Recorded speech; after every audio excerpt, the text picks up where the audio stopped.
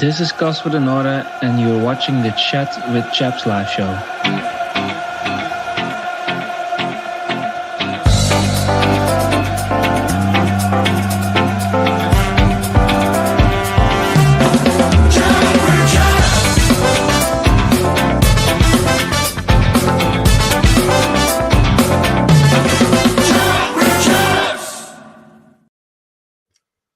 Good evening, ladies and gentlemen. Hope you're doing really well. We had a bit of a wardrobe malfunction there, hence the reason why we didn't start on time tonight. But hopefully we'll get it resolved. We will find out one way or another when we introduce Disco Steve in a minute. But while we wait for Disco Steve to sort out his mic, can you give us a thumbs up, Disco? Are you on? I'll take it as a no. Well, we'll get back to Disco in a minute. Can't hear you, mate. We'll come back to Disco in a minute. Well, listen, guys, before we speak to Disco, I need to introduce you to a new addition to the live. A man who needs no introduction. He knows his football. He knows his Millwall. And he's been waiting for the right moment to step up to the big stage. He's finally here. He's ready. And we're buzzing to have him on board. It's the one and only Stephen Jones. How you doing, Stephen? Oh, thank you, Joe. I don't know what to say. Feel quite like humble, but no, it's good to be here. It's been a bit of a long while that that we've done a show together, so looking forward to it, mate. It has just like the old days, isn't it? So while Disco's trying to work out how to turn his computer on, I'll introduce the agenda for the show. So we will have a little bit of a recap of the 5th round tie against Crystal Palace. We won't delve into it too deeply because obviously it's in the past now. A lot's gone on, as we know, with the incident with Roberts, of course. We don't really want to sort of go over old grounds too much, but we'll cover it off very, very loosely. We want to discuss the championship game yesterday against Bristol City, of course. We want to discuss player performances. We also want to look at the league implications. You know, is our season over now? We'll have a good chat about that. We'll put that on the chat as well a bit later. We also want to talk about injuries and squad updates. We will talk about player contracts and future planning. And guess what? By public demand, the quiz is back. The quiz is going to be back at the end of the show. I'm going to do a very, very shorter version of it, but we're going to trial it out. We're going to keep it going every week if we can. So, Disco, can you hear us? I think his lips are saying, "I can hear you, my lord, my king." Was it? But we can't hear you. We can't hear you. We can't hear you. Now he's frozen. We can't hear you. He's going to log off and come back in again. Yes. Okay. The show must go on. Yes, exactly. Yeah. I tell you, it'd be useless at a hard hearing school, wouldn't it? Also, trying to talk to kids. Right. Stephen, first of all, let's have a bit of a match recap. The Palace game. You went. I saw you there with your old man. A bit of an anticlimax, wasn't it? 5-6 minutes in, of course, that happens, and the game sort of turns completely on its head. I mean, first of all, what did you make of that early incident? In your opinion, what was your thoughts? You know, I guess the first time you saw it, then watching the replay afterwards. What's your thoughts after that? Okay, so the first time I saw it, I actually didn't think it was too bad. Only because the play went on. They had a chance to score. I think they tried to dink it over the defender that was on the line. It was cleared. So it just looked like it was a collision and he was okay. Obviously, on reflection and having seen it back, obviously you see the picture every time you log into Twitter at the moment, don't you? Because everyone's got something to say about it. It's obviously I'm sure they photoshopped it with like blood squirting out and like a gum shield hanging out, you know, and it's clear what they do these days, isn't it? You know? Yeah, it just killed the tie. You know, I'm sure that lots going to be said about Roberts and what's to come, but it killed the tie a little bit. I think we all, or me personally, the people that were stood around me, feared the worst. That we were down to 10 men so early and they scored, and you're just kind of thinking, come on, don't let this go how it looked like it was going to. Second half, I thought we were excellent. We were very, very good for 20-25 minutes. Well worth an equaliser. I think maybe if the Serb was on and had the chance that Coburn had in the second half, I think he probably does score. Look, end of the day, down to 10 men, we held our own. That we were proud of the performance. 11v11, I think it would have been a good game. I'm not saying we were going to win, but it would have been a very good game. But unfortunately, the tie was kind of over within the first 20 minutes, really, wasn't it? Yeah, absolutely. Before we continue, I was waiting for Disco to come back, but I don't think it's going to reappear anytime soon. So let's go to the chat. So first of all, friend of the show, Jeff, how are you, mate? Hope you're doing well. Alex, how are you, mate? Evening, gentlemen, and Joe. Dave, good for you to join us. Evening, gents. Oscan's there. How are you, Oscan? Evening, chaps. Chris Brown says evening all. Jeff Cook says evening all. Justice for Roberts. Absolutely. Cole says evening, fellas. Jack says evening all. Bit of love for Stephen here in the old chat. Chris Brown says, oh, maybe not so much. Stephen's been relegated. Richard says, shocking performance last night. Come on, you Lions. Alex says, is Stephen an emergency loan? I say it was a much smoother transfer that was than our January transfer dealings, that's for sure. P.S. Yay, Stephen. Craig says, evening chaps, could you hold off on starting the show properly, please? Busy doing my son's bedtime. Craig, if you haven't noticed yet, Disco's having some audio problems at the moment, so I guess we've got a bit of time before we get into full flow. So good luck with that, mate. Hope you choose a short book. That's what I used to always do back in the day. 100 Caterpillar. That's a good one. Oscan, Joe, how much was a transfer fee for Stephen? Lots. I think the key word there is undisclosed. Undisclosed is that. Well, they just say we broke our transfer record and let everyone stick it. Craig, what's up? Says good evening, guys. Connor says negative Dan. Next up on the show, Alex says is Disco doing the YMCA? I don't know what he's doing. Chris Brown says Stephen tried to imitate Omar's chin fluff. I don't know. Are you, Stephen? I'm not trying to imitate Omar, but I am trying to. I am trying to. Sure, great. Carl says, Disco, can you hear us? Danny says, hi, boys, please. Steve is back. He's very impartial. Looking forward to the show. I sweet with you, Danny. Thank you, mate. Disco's going to try and come in again. Let's see. I don't know what he's done here. Lots of overreaction from the neutral. What the hell? Has he just hurt himself? Can you hear me? I can hear you. Hey! Have you had to smash your head on the table for it to work? Some fucker's just flown out from the side of me and taken me out head high. Have you checked your ears still there? I think I'm all right. Might need some stitches, so don't worry. Have you? I'll be all right. Don't worry. Oh, brilliant. Well, Sorry, guys. Terrible. Let's hope they get too many media reports coming in and putting a lot of shit on it. But yeah, good for you to join us, mate. I'm glad your audio's all sorted now. Alex says, I think we showed the lad our support yesterday now. As a fan base, we just stopped talking about it and let the vultures move on to something else. Yeah. Jesper, how are you, mate? Either chat's good to see you all. How long has Joe spent preparing tonight's quiz? Oh, depending how good it goes, I'll start off at about 2.5 hours. How's that sound? Cole says that Steve Parrish should be embarrassed talking about Lee Roberts. Absolutely. Gary Miles says, evening all. Good to see Stephen. Nice one. Cheers for that, Thank you, Gary. Danny says, evening lads, Roberts for Prime Minister. Ollie says, we have to look at our coach. Nothing seems to be changing. Evening everyone from John. Stephen, no cricket chat. Charlie's Millwall page says, hi. Disco Butcher. Craig says, what's up with the Premiership atmosphere at Palace, cunts? If that's what Premiership's like, not for me. Absolutely. It was shocking. It was bad. Carl Bracey said, who the fuck is that? And skipping homework to listen. For a second, I thought you were wearing a turban there, Disco. I didn't quite catch the joke. I was going to call you Mohammed Disco. Absolutely. Anyway, multicultural Joe. Yes, of course. Well, we're very diverse at that chat with chaps. Talked to Stephen earlier about what he thought were, a bit of a match recap on the Palace game, bit of an anti-climax. Obviously, everyone's quite excited about it. Could you just talk us through very, very quickly, Disco? What do you think about the challenge? Obviously, the first time you saw it, you had the luxury of watching it on TV, didn't you? So I guess you saw it firsthand, or did you wait for the replay before you made that conclusion?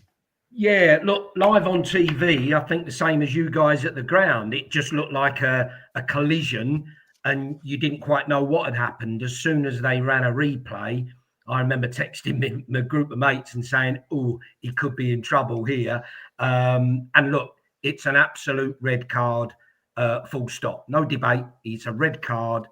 But for this absolute circus that has followed with people demanding, like literally he gets put in prison or hung in the Tower of London, etc., just off the scale, and just typical Millwall, isn't it? You know, let's be honest.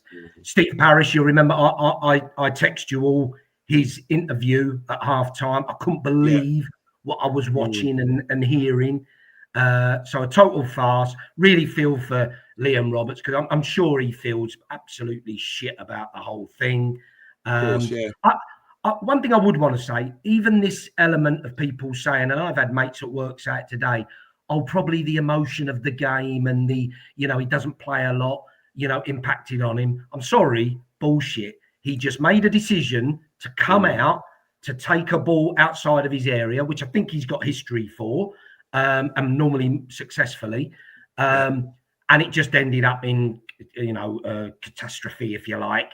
But I will, till I go to my grave, he went for the ball, he got the ball, and it was a follow through that was the dangerous kick. And yeah, look, it was terrible. It's interesting. I've said a while back, and I'll wait to be proved wrong. At worst, I reckon Mateta will miss one game. Somebody has been on X tonight, a Palace fan, saying he's only going to miss one game. Now, I don't know if he's on a wind up, what have you, but I wouldn't mind betting he does. And yet people are saying that he's, you know, ruined his career. What a load of shit. So totally over and very frustrating. Yeah, I mean, moving on from the incident, obviously it's been done and dusted. It's a bit boring now. I mean, he's on every fucking media outlet you could think of. So you turn the TV on or put the radio on, that's all you hear about, man, which is absolutely over the top, really. Moving forward, first half we were under the cosh a little bit, as you would imagine. Yeah, very disjointed, down 10 players. But at half time, Disco, Alex still made some changes. He tweaked it a little bit, played 5 at the back or 3 at the back, what you want to call it. And with 10 players, I felt we gave a really good account of ourselves. We fought very, very hard. Ultimately, obviously, we fell to a 3-1 loss to Crystal Palace. What did you make, particularly that sort of second half performance with 10 men? Yeah, look, I will go back. People won't like me for saying this, but I will go back and say with 10 men, you know, as soon as he got sent off, it really shook us. And let's be honest, we were all over the shop. And it looked like it was going to, you know, as soon as they went 1-0 up, 2-0 up, it looked like it was going to be a cricket score. I have to say, grudgingly, Palace, I thought, played it really, really well. Their football was excellent. They passed it around, went wide, really stretched us, and it was like the perfect performance against 10 men. We did really well to get to half-time, you know, looking like it was going to be 2. Great goal to go in at 2-1 and give us a bit of hope. And as you say, Joe, I think, as everybody has said, second half, we absolutely attributed ourselves excellently. And I can honestly say there were patches where I forgot we had 10 men. You know, and I'm not saying we were, you know, running amok, but we were definitely more than comfortable. And actually, I sat like an there even thinking, game, didn't it? Yeah. It really looked like we were going to nick a goal. It really felt like we're going to nick one. And I would have loved to have gone to the last 10 minutes with a Maku coming on, as Alex has said he wanted to do, put him up front with the Serb and maybe throw the dice. But then that bloody third goal was an absolute killer, which was really poor from our point of view. But I think tired legs or tired minds played a part. So admirable performance. I think we did ourselves proud.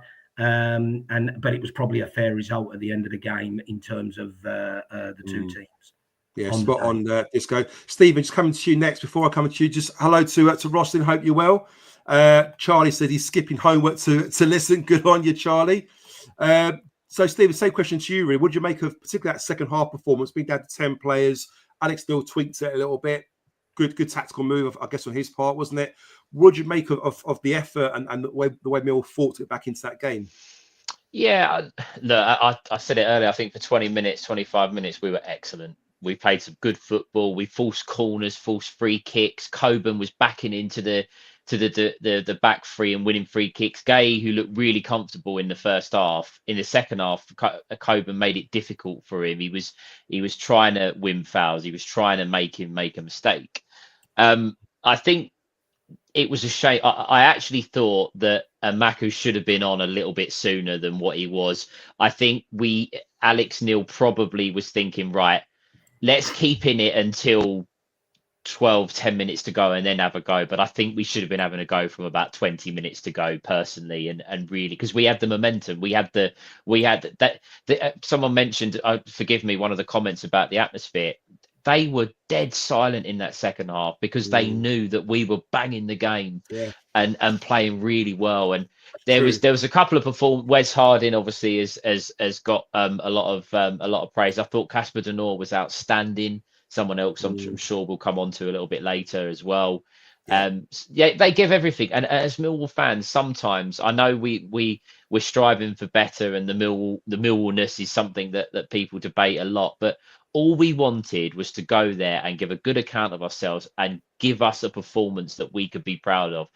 I think 3-1 flattered Crystal Palace, and at the end of the game, I think everyone in that away end was proud of the level of performance that we got from our boys. Excellent. Once again, thank you, Stephen. Still, another question for you. Before we do that, just very quick one, guys. Dave Martin says, thanks for reminding me. Smash the likes, guys. Subscribe. I should remember to say it every time again. I always forget. But guys, if you haven't done so yet, I beg you to subscribe to the channel, like it. I'm sure most of you have done already, but if you're new to the show and you haven't done it yet, please subscribe. Please like the show, because everything we make for this show, all the money we make for the show, goes to Cancer Research UK. And again, there'll be announcements soon that Chris will come out with explaining what plans we've got over the next sort of few weeks.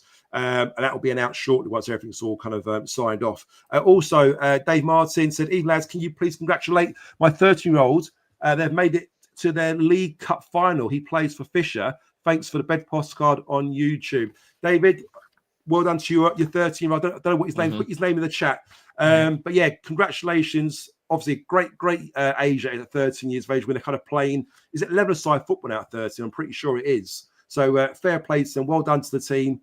Well done for Fisher. And let's hope they go all the way now and win the final. Well done, guys. Yeah. Stephen, just want to get your thoughts on the referee, Michael Oliver. Obviously, he's facing a lot of criticism at the moment for his handling, if you like, of the incident and leading to it having to go to VAR, etc., etc. I mean, it's hard to kind of blame, Michael Oliver. It's a VAR decision. I didn't notice it. He played on.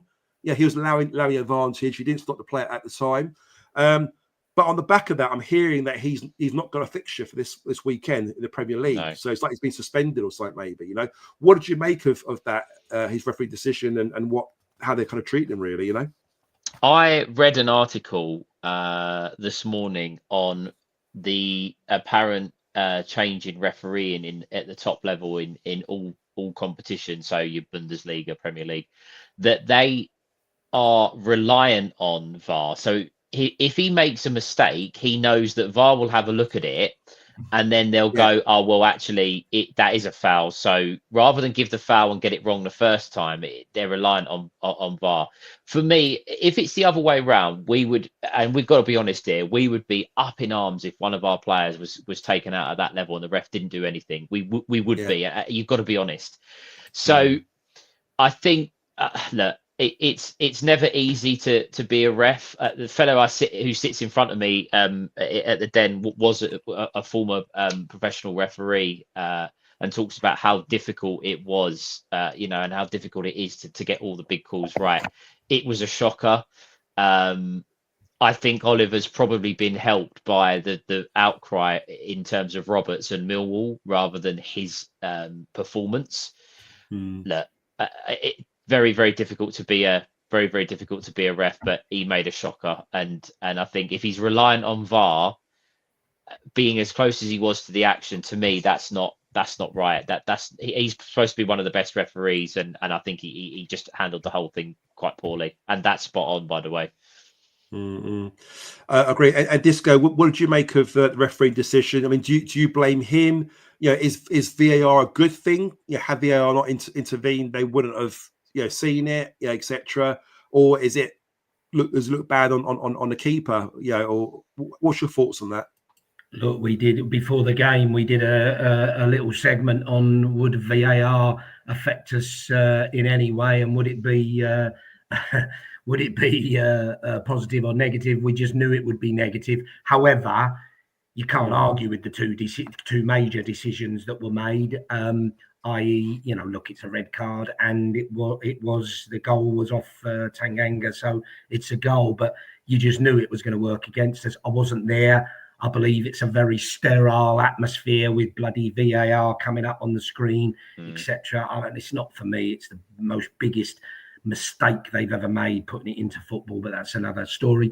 Look, Oliver, I think, as a ref, you say what you see, don't you? You know what I mean? He's seen like us a collision. He's probably seen him go down. He's not 100% sure. I think, as Stephen has said there, he's got the benefit of saying, and the players are on him, and he's saying, listen, we'll have a look. Look, it's okay. I'll make my decision, but we'll have a look, and I'm covered. That can be a good thing for refs. It can be a bad thing because they can abdicate responsibility a bit. Look, I don't want to go off at a tangent, but Jesus Christ, did you see that one at Bournemouth? 8 minutes to do an offside decision or to disallow a goal. I mean, what the frig is going on with football when we are allowing that? So it's an abomination, quite frankly. But no, look, I don't think Michael Oliver has any major blame in that. You've got fans from the likes of Liverpool hate him because they say he's biased. So everybody's piling on. Look, he made a decision on what he saw on the day. I don't think he was that bad or good on the day, to be honest. No, I agree with you there, mate. Dave just popped in and said his name's Kyle. So, yeah, good on you, Kyle. And it is level-of-side football. He's playing the CDMs. He's playing in the Casper Denor or Billy Mitchell role, I like to think. So, yeah, good luck to Kyle. Hope he does really, really well. John Parr says, what's the Palace result, the reason for such a poor performance last night? We will touch on that in a minute. We will discuss that Bristol game. But again, a very excellent point there. And a good point from Oscan as well. Saying Hardy deserves a place at right back. Crum is struggling a bit lately. Again, we will touch on that in a moment or so. Disco, staying with yourself, Roman Esse. I don't know if you captured much of that on TV, but obviously, I won't say he got booed lots, but there was a section of fans that booed him when he came on. Obviously, it's because he's joined Palace. One thing I would say is, to defend Roman Esse, he doesn't choose where he goes to. It's not like they've gone, right, you've got 20 clubs to pick from the Premier League. You pick which one you want to go to. I'm sure there were a couple of interests. Palace put the offer in. It was a decent offer. We've accepted it. Yeah, it's life changing for him. The money he's going to get to go to play in the Premier League, and he's a young lad. He doesn't have to up sticks too far, does he, in South London or Surrey rather. And he goes and takes it. But what was really, really nice to see is that he comes over at the end. The fans gives opportunity for us to sort of say bye to him say bye to us. We've seen, Roman Esse is one of our own, which is quite nice as well. What did you make of Esse and the ending there, I suppose? For me, it all went as it should go. He comes on and he gets a bit of stick. Look, he's playing against us. He should get a bit of stick. Then at the end, he gets a round of applause. I think it was Joe Bryan when it pulled him over to see the fans. I thought the fans were brilliant. Actually, not just giving him a round of applause, singing his name. He can't ask for more than that. There aren't many ex-Millwall players who would get that sort of reception. So I thought it went perfectly. But then he did that stupid interview after the game with Palace. And I've got to be honest, that was almost like it was dubbed, the way he sort of talked. And look, I know he's young. I know he's being influenced. The point you're making at Disco is he comes out and says that South London is ours, doesn't he? It's ours, yeah. But all that good work he done with sort of clapping the fans and touching his heart and all the rest of it, he then throws that in at the end. I don't know about you, Disco, and we'll talk to Stephen as well in a second. I just feel that I love Roman Esse. I love him when he played for us, but he's a little bit immature. He's young. He's very naive. I'm not saying he's stupid at all, but I just think he's very, very innocent. He doesn't think, does he? He's a young kid, young player, and I think he made a little bit of a mistake there. But who cares? He's not our player anymore, is he? Well, look, I get all that. But, look, in this modern day and age, he knows the score. I'd expect him to say, look, I ain't going to say that. Or I'll say, look, it's great. There's 2 great clubs in South London or whatever. He might regret. He can't now complain if people give him dogs abuse, which they will. You know, it really riles people. I'm on the fence a little bit. I can take it either way, but some people get annoyed, and I wouldn't knock them for it. You know, so, no, I get that. If and when we ever do play him again, let's hope we do play him again one day. Stephen, same question to yourself, mate. You were there. You saw, the way the fans embraced him when he came on, and throughout the game that they're making chants like, is it Bangura Williams? He's better than you, And of course, we gave a little bit of shit to him. I think he celebrated Nick Nketiah's goal, gave a little bit of a fist pump, didn't he, as well? But at the end, when things calm down, emotions are sort of calmed down, Steve, he does come over to the fans, doesn't he? And it's quite a nice touch, I think, at that moment where he comes over. What do you make of the whole Roman Esse ordeal there? I'm going to disagree with you both, I'm afraid. I don't. He was rattled by the Bangura Williams. He's better than you. He was rattled by it. Yeah, he was, because there was a moment right in front of us where he tried a little skill. He got tackled by Bangura Williams. The crowd went up, and he didn't like it. He did celebrate in front of us. I didn't clap him at the end. I must admit, I didn't. I didn't give him any abuse, but I didn't clap him. Look, I love, like you, Joe. He was an absolute baller for us. I love watching him play. He come through the academy. He's kick-started maybe the revolution, if you will. But it was very, very poor to celebrate in the fashion that he did. He then, when you say that Joe Bryan pulled him up and pulled him over to the fans, I take that in a slightly different way, that it was kind of like, look, let's repair the damage type thing. Let's be sensible about it. Those fans sort of supported you when you made your breakthrough and all that. And then the South London is ours. Look, the Crystal Palace media team have set him up rotten. Let's be honest, they have set him up with that, because it's going to get clipped. It's going to go on Twitter. It's going to go on Instagram. 100%. They would have told him to say that. Get that line in. Win the Palace fans back again. Of course, they've just seen him clap at us. They're on damage control, but we're chanting. He's one of our own. That must absolutely have killed them. Absolutely. I just look. He much like I said it about Jed Wallace. Jed Wallace learnt the hard way by celebrating at the death. I know it was different circumstances, but when you're a Millwall player, much like Liam Roberts, we will back you until until the end of time. As soon as you leave the club, you are an opposition player. You are at a rival club, and unfortunately, you have to suffer the consequences of the stick that you get. So I'm not going to slag him off. I'm really not. He's going to be a good player, but I didn't clap him at the end because I thought it was a bit poor taste, his celebration, personally. No, Joe, don't get on the wrong end of Stephen. He's got a nasty to him. He's got a bee in his bonnet this evening, isn't he? Yeah, exactly. Stephen, I tell you what was interesting. They said on, you might know anyway, but they said on the commentary that Nketiah is from Lewisham as well. He's a local boy, apparently. I think he's a bit of a subdued. From Catford, isn't he? I think. Is it Catford? I thought they said Lewisham, my neck of the woods. Well, I think Catford is Lewisham. Your dad's from there, Stephen. Lewisham, yeah. So, But look, local anyway. And he had a bit of a subdued celebration. Not that he needed to, but interesting. But look at more talent, South London talent, in abundance. Yeah, absolutely. And many more to come through as well, wasn't it, as well? Steve, stick with yourself. Let's put Palace behind us now. Let's move forwards. I want to say let's move on to something a bit more positive, but it wasn't particularly positive, was it, Stephen, last night? We had Bristol City at home, and of course we lost 2-0 to, I don't know about you, a very kind of average side in Bristol City. They didn't really strike me as playoff contenders, but they are. They're literally only got 3 or 4 points out of player placement, which is where we want to be. First of all, what did you make of the performance of ourselves against Bristol City? And also, I want to touch on the 6-minute or the 8-minute clap for support of Roberts. What was your thoughts on that as well?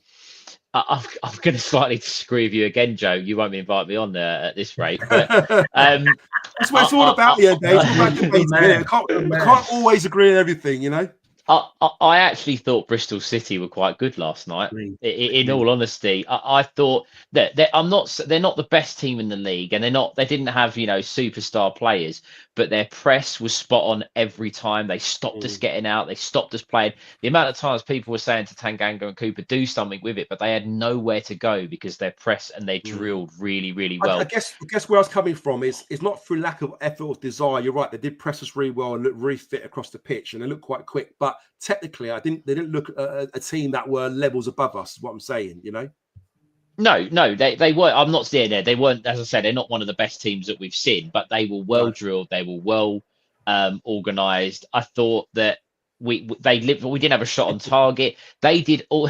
That's pretty much spot on. Yeah, they did all the things that we would expect to do to a side away from home in the Championship.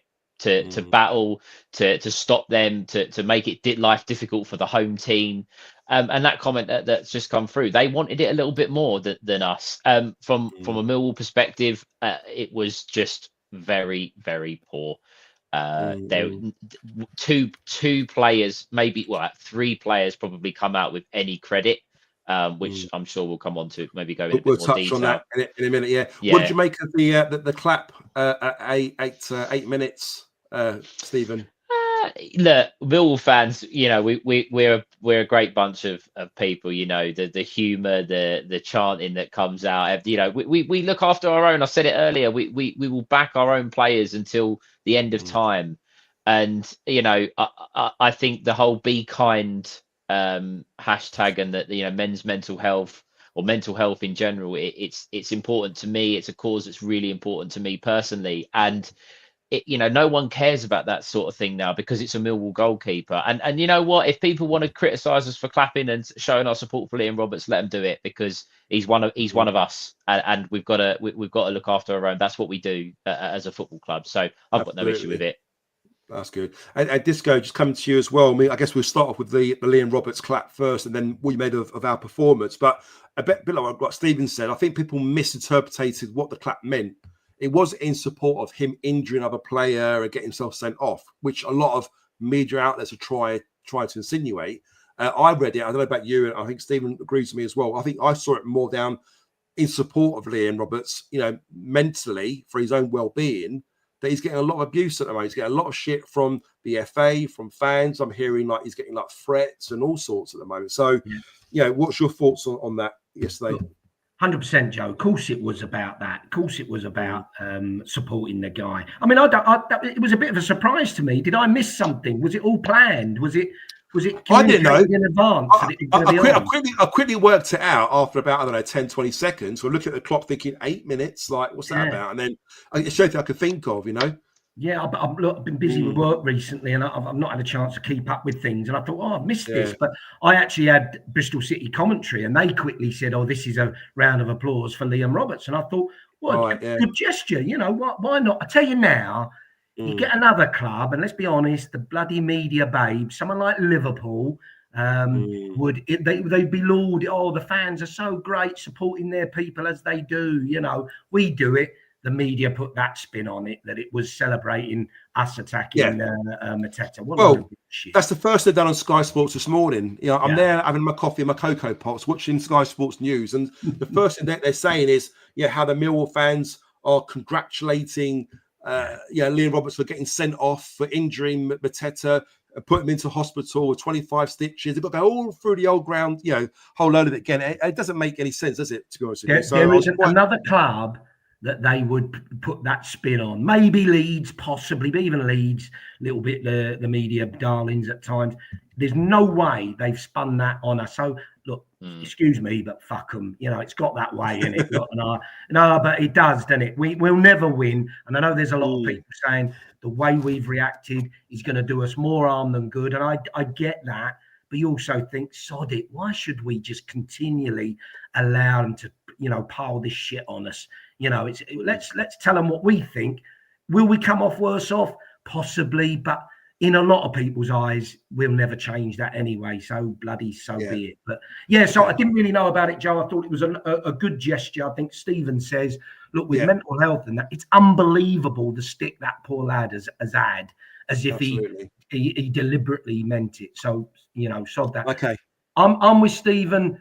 I did think Bristol looked quite good. I think our mistake was we started poorly. And I think somebody said, was it the Palace game? I think you shook your head, Stephen, saying, no, it wasn't. I do think we had a bit of a hangover from the Palace game.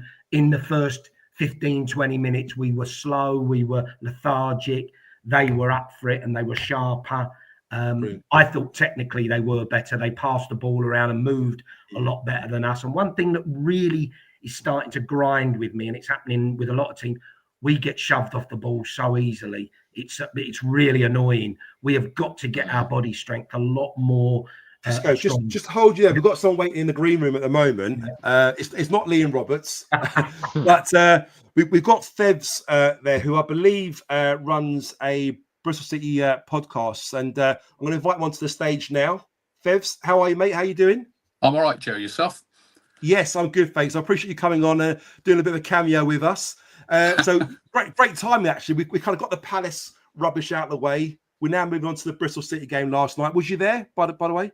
No, I wasn't there, but I watched it on a stream. So you watched it, yeah. I mean, you took quite a large chunk of fans, as you often do. Bristol City, you had a good travelling away fans, very very noisy, quite loud, and we're just sort of just covering the game and obviously how you guys played, how we guys played. Just want to get your thoughts, really. What would you make of your performance, and what do you make of our performance? If you could kind of almost, I thought we played. I thought we played okay, Joe. I don't think we were any great shakes, as kind of Steve's probably said. I think we were the better side. I guess I was a bit disappointed in Millwall, to be honest, in that I thought it was quite a lacklustre display. I really kind of thought, with where both teams were in the league, that it was probably your kind of big opportunity to really close the gap, on us if nothing else, but also get closer to the playoffs. And I thought you kind of played into our hands a little bit, and we can all debate, I guess, whether we thought the Palace game had an effect. I thought it had an effect on your two central midfielders. I think they looked a bit leggy. Am I right in thinking your last game, Fevs, was back on the 26th of Feb, wasn't it? I think you had a long rest, didn't you? Yeah, we played Middlesbrough on a Friday night, and of course, because of your cup game, we that was obviously had the delayed fixture, so we'd gone a little while, which sometimes can work the wrong way, can't it? But you're right. Probably didn't harm us in any stretch, to be fair. Absolutely, and you mentioned about ourselves and our midfield predominantly being quite fatigued and quite lethargic, given what they went through in the last sort of game. But was there any kind of positives that you could have picked out from us at all? Was there anything you saw of us that you thought actually that's quite good? I think kind of the opening few minutes when you went long to Ivanovic and he got a couple of flick-ons, I thought we were going to have a tough night from that. And I think Aziz got in behind quite early on and, scuffed a shot or whatever. And I thought, that's the way you're going to play. And then I thought you played really slow at the back. And that was really what played into our hands. I posted something in the chat just now. There was one of our journalists mentioned that after the game, Alex Neil said, we prepared for Bristol City to play a kind of 4-4-2 press block, and they didn't play that, and that really kind of surprised me, because we've been playing a back three and we've been playing a three-man block for weeks now. So I'm not quite sure whether how he got that wrong, because he's so meticulous, isn't he? And in his preparation for games, and he honestly thought that, like, he really believed that's how you're going to set yourselves up, which is quite interesting. Because I noticed when we got absolutely smashed by Plymouth a few weeks back, ever since then, every time we play against a team that plays a back five or back three, he would always go and mirror them to have that extra man in midfield. And I think that's where he probably thought he got kind of a bit short yesterday, maybe. Who knows, Yeah, I think in fairness, he said something on the lines of you play a 3 or 5 and then you drop into a back 4 or something on those lines, which you didn't do. So it looked clearly, I don't know if you did play a different way against us, but like you say, I think you certainly, especially our back 4, you were on us, and you knew, and your commentators were saying, you were saying that, both of you were saying, weren't you? Play the game. Yeah, they can't, they're not comfortable with the ball, so we're going to press and make you uneasy, and it worked. Look, it worked. Yeah, and what we had to do is, to your point there, Fevs, we had to kind of go long more often than we wanted to. And surprisingly, you're right, Ivanovic actually did win a few headers, a few little flick-ons. He's not normally known for that.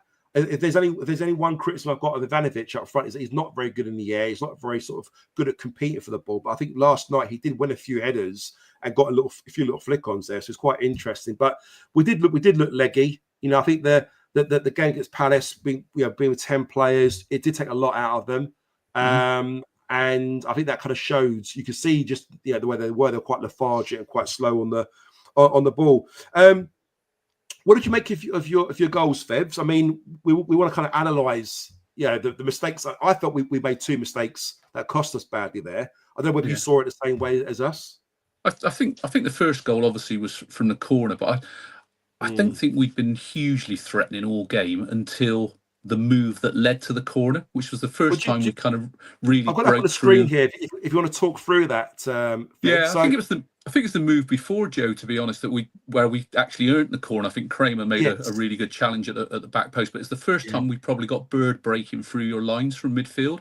And obviously then it result from the corner. And then the corner was just I guess one of those kind of little scrambles, and then a good bit of composure from our left wing back Pring to square it for an open net for Viner. And we don't score many from set pieces. I thought you guys did that very well. They played through the lines very, very well. They're sort of picking passes and playing through the middle quite often, which is quite nice. But I mean, one criticism I got of Jensen, I think a lot of fans do, is he doesn't seem to come out of his box, doesn't command his box very well. And for me, I picked up on this. So on this corner here, from your winger across the ball in there, the ball comes out to the 6-yard box, or just outside 6-yard box. And I think as a goalkeeper, you should come out there and command that or punch the ball away. And you see at the next sort of shot where the ball lands and your player heads it, you can see where Jensen is still stuck on his goal line there. Yeah. And for me, if you're a 6'4", 6'5" goalkeeper, there's no reason why you can't come out there, either claim that ball or just punch it away. But he does neither. As Alex Neil says, we missed the first header. We missed the second touch as well. And of course, your player plays it across the box. I think it was Zach Viner. Was it that kind of picks out of the far post? Yeah. So it could have been prevented, I think, in our part. But you both disagree. You won't disagree and say it was a well-worked goal, because what you done was very good, wasn't it? I think any ball that kind of bounces down a box like that, he'd probably say he's got a little bit of luck about it or whatever. Maybe Jensen's a little bit wary of coming and cleaning everyone out and suffering the same fate as Robert and not coming out with his boot. Yeah, absolutely. But I don't know. I watched a fair bit of Jensen last season at Lincoln and quite fancied him as maybe being a signing for us. So I was a bit disappointed when he went to your lot in the summer. But that's interesting. He's a big guy, but I've not seen him for you come out and claim a lot of balls. And I don't know whether that's because Cooper and Tanganga are normally so good in the air. Certainly Cooper anyway, that he becomes a bit of a magnet and you don't need your keeper to come out. I don't know if you guys got any observations on that. Possibly. I mean, I don't know what Steve and Disco think about Jensen. I mean, would you agree that what I'm saying, that he's not particularly one for coming out of his box or trying to claim in crosses, or he seems sort of shit himself, doesn't he? Almost, Jensen. I said this earlier in the chat that he 1 week will make a string of saves and look an unbelievable goalkeeper, and he will keep it. He kept us in the game at Palace at one stage. He made some really, really good saves, but then as soon as teams start to work out and think, hold on a minute, if we put the ball in the box, let's see how good they really are. And if Fevs there said Cooper's very, very good in the air, but as soon as it bypasses Cooper, we're in trouble. We are. We just, that's just how it is. And obviously, we had Mati Sarkic last year, who by this time had dusted the cobwebs off. He was becoming a very, very good goalkeeper, commanding, coming for the ball, really, really assured. Jensen hasn't quite got there yet, and he's still sometimes the rabbit in the headlights, I think. And it's almost, we're sitting in the stand waiting for a mistake, and if we feel that way, are our defenders sort of feeling that way? I don't want to throw him too much under the bus, because people are really piling on him a little bit, saying that we need to, when Roberts is back, get him in. I think there's a good goalkeeper in there, but he just needs to use that frame of his. Goalkeepers are usually protected. If he comes out and gets fouled, it doesn't really matter, but he doesn't seem to want to do that. Doesn't command. And also, what's interesting to your point there, Stephen, I think the players, his teammates, also feel that way. You see it quite often. They're always kind of throwing, their arms at him and shouting at him and moaning. He gives it back to them, and there's also a bit of friction there between him and the outfield players a little bit. Disco, what do you say about Jens? So just before you answer that, sorry, a little comment here from Jeff I want to reply to. So do you think that JB, as in James Berylson, is within his rights to take parish to court over the character assassination of Roberts that the BBC let go unchallenged? What the hell were they doing interviewing him at half time, which is a very, very valid point, isn't it, Disco? Look, I agree with you. I said, didn't I, before I sent it to you guys at half time because I knew you was at the game. I couldn't believe what I was watching. I don't think we should progress that, to be honest. I think there's a 50-50 split on Parish now. I think it's going more in favour of people saying he made a dick of himself, and thank God for that. You do question what the hell were they giving him that forum for. What was interesting was there was a Sky Sports interview after the game outside the ground, and he went 100% U-turn. He reined it in, didn't he? It down and was a lot more controlled and concise about it. So he knew he'd made a dick of himself. So I don't think we'd push it any further than that. Personally, even though didn't like what he did.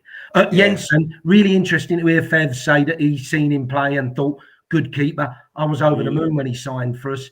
Hasn't looked great at first, has grown into the role and looked slowly better and better. He ain't been great the last few weeks, has he? And the big issue is, as we're all saying, he just does not command his box at all and looks bloody nervy, and good comparison. Look, God rest his soul, Sarkic.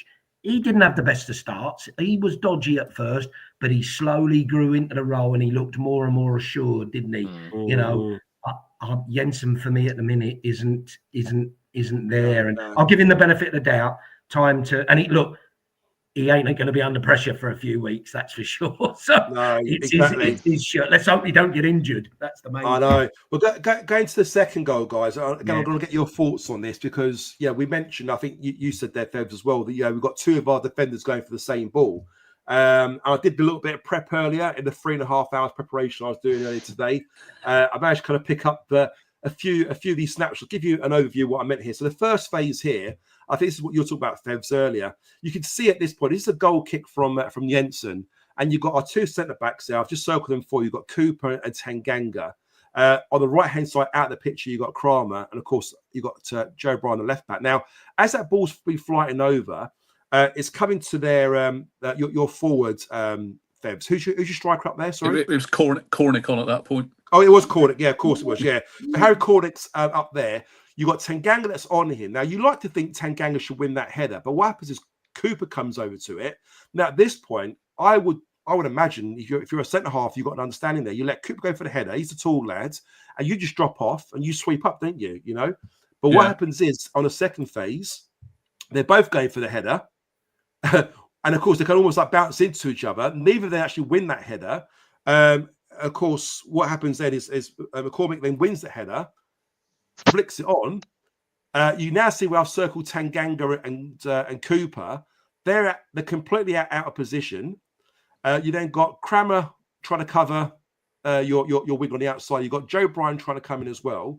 Now there's a fourth phase there as well. As the ball comes in and there's a shot, Jensen goes down to sort of parry the shot. He doesn't actually stop or save the ball. He kind of like pushes the ball out.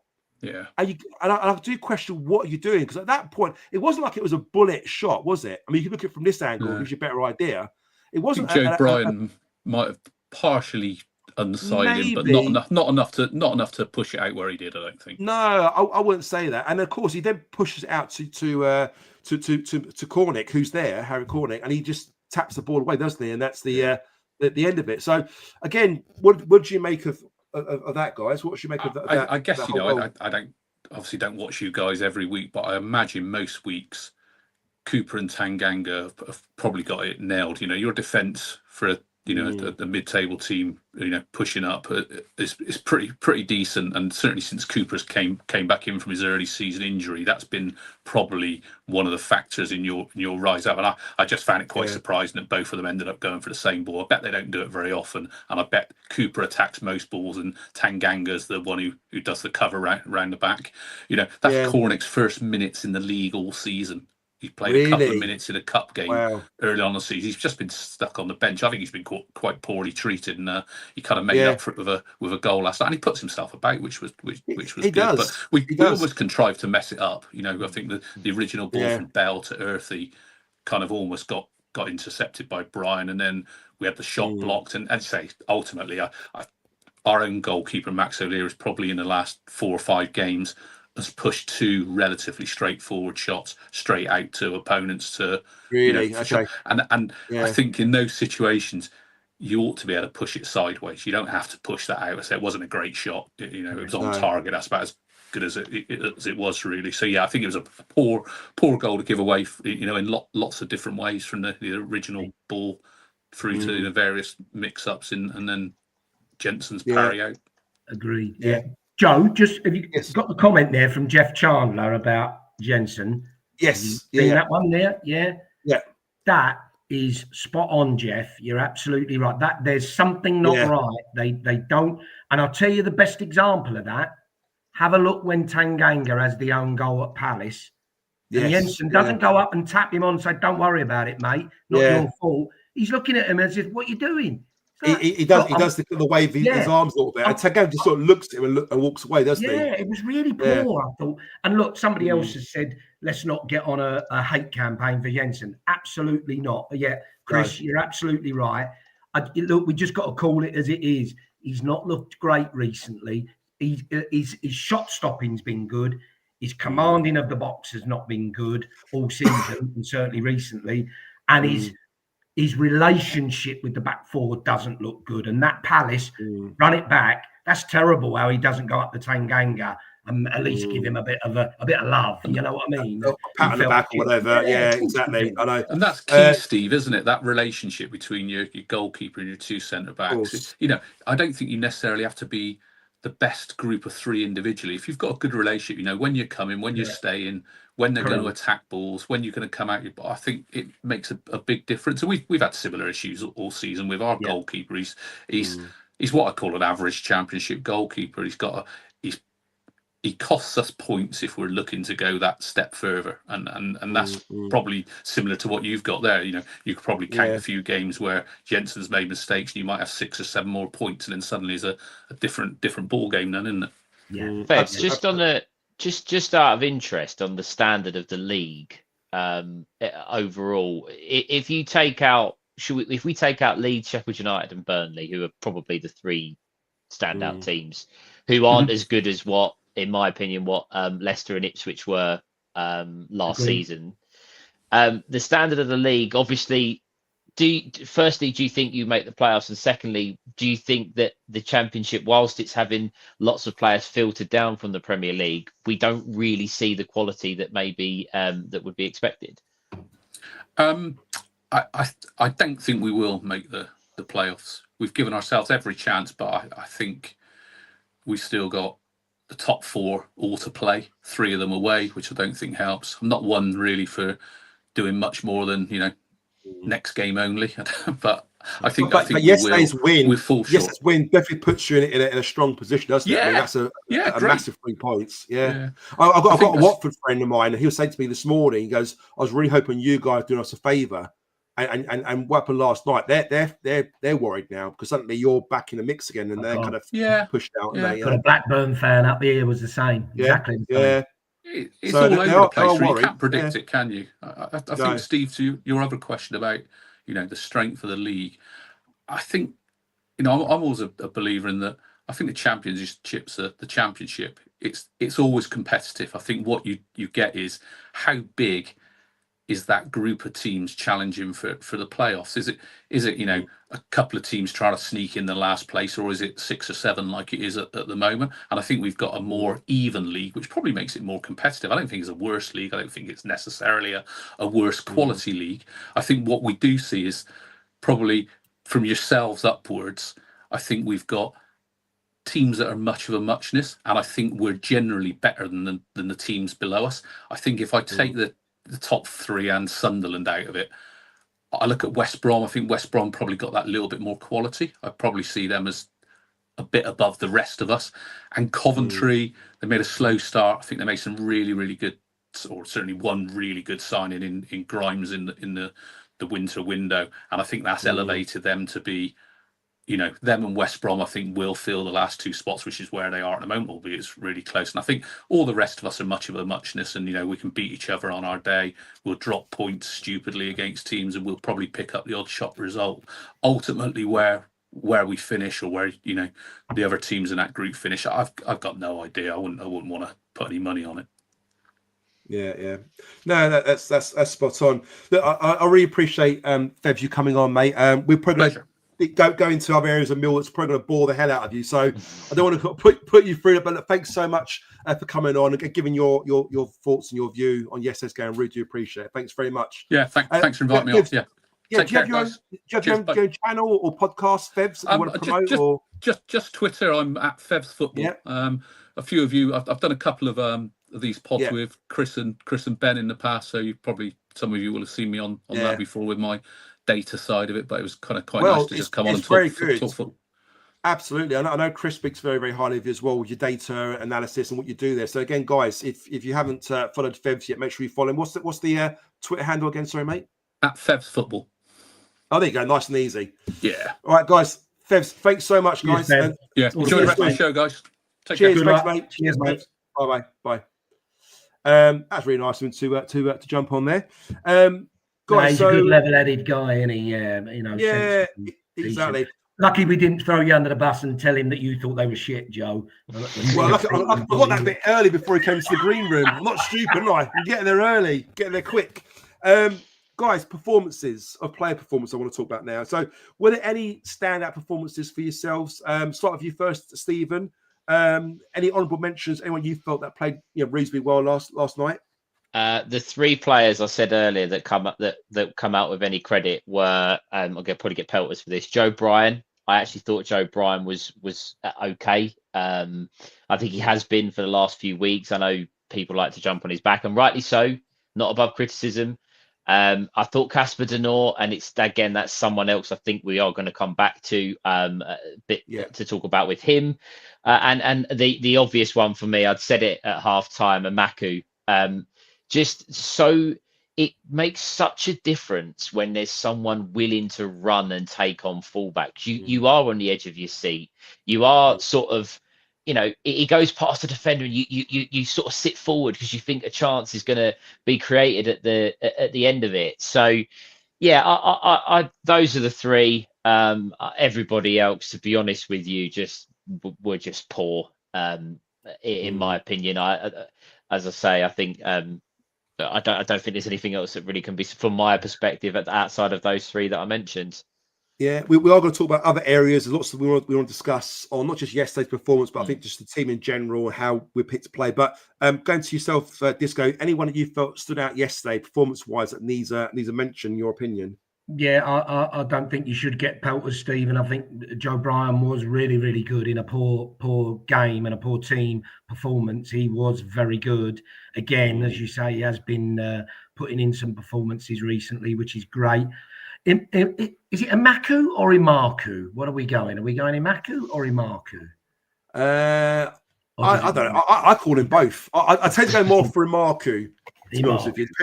Yeah. Idemo. Listen, yeah. Absolute breath of fresh air, wasn't he, when he came on? And the directness, the pace, the power he's got. The only thing I would say, and I forgot to answer to a friend's group earlier where a guy was saying has to start at Watford. I love Amaku and have done since he's been at the club. I'm just not sure you'll get that impact at the start of a game. Agreed. Might be wrong, but Agreed. I think fresh defenders, very playing tight, not giving him space. Because it was quite interesting. He absolutely roasted that fullback.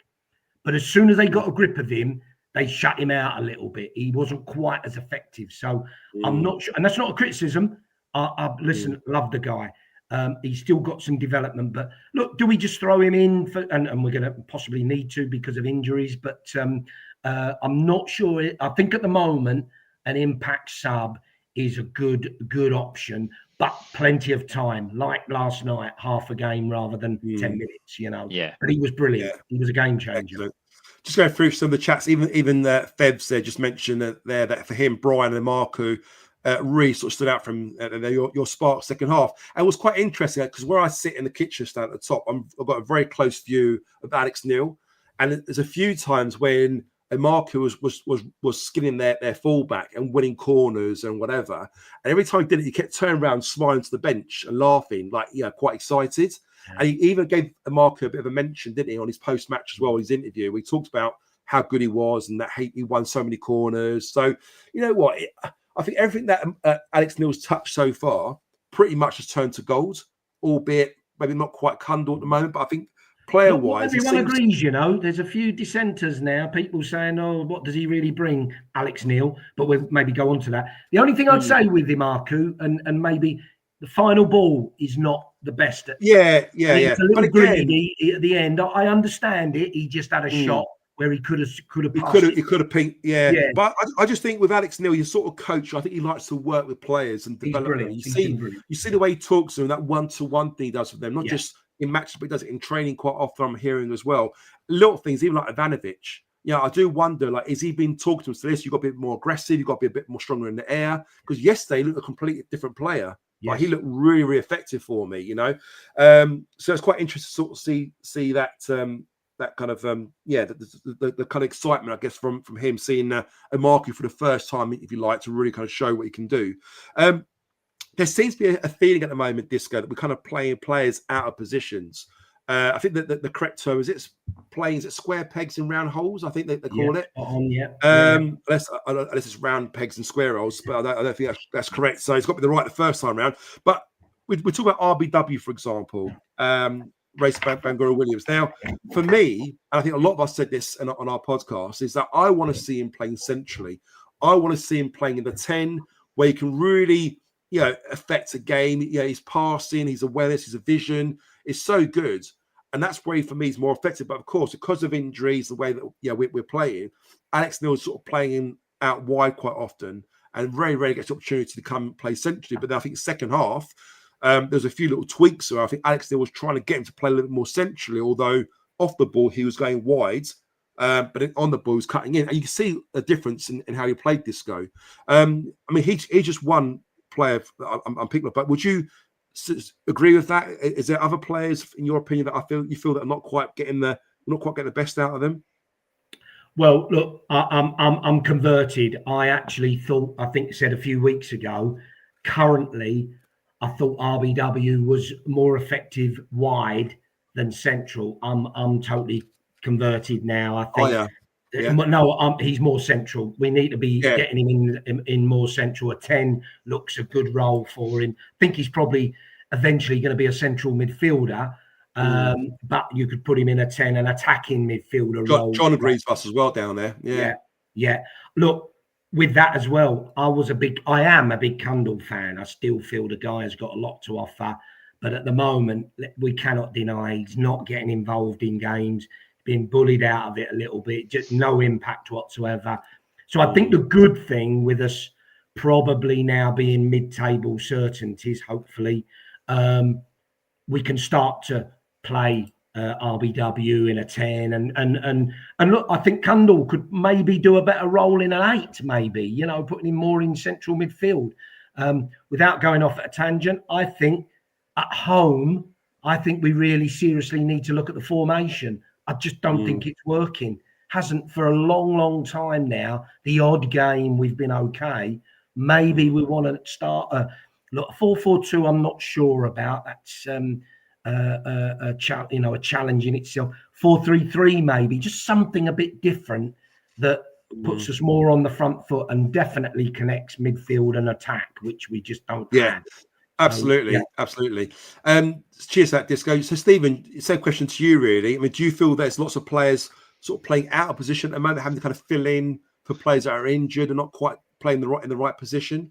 Yeah, I was thinking about this, preempting this kind of discussion on the show. I'd kind of looked back at our record of what you said, the square peg round holes. I'm going to just chuck a couple of names out in the past. Aidan O'Brien, Murray Wallace. As much as we love Murray Wallace, he was brought in as a centre-back, not a left-back. Brian Leonard was a midfielder converted to a right back.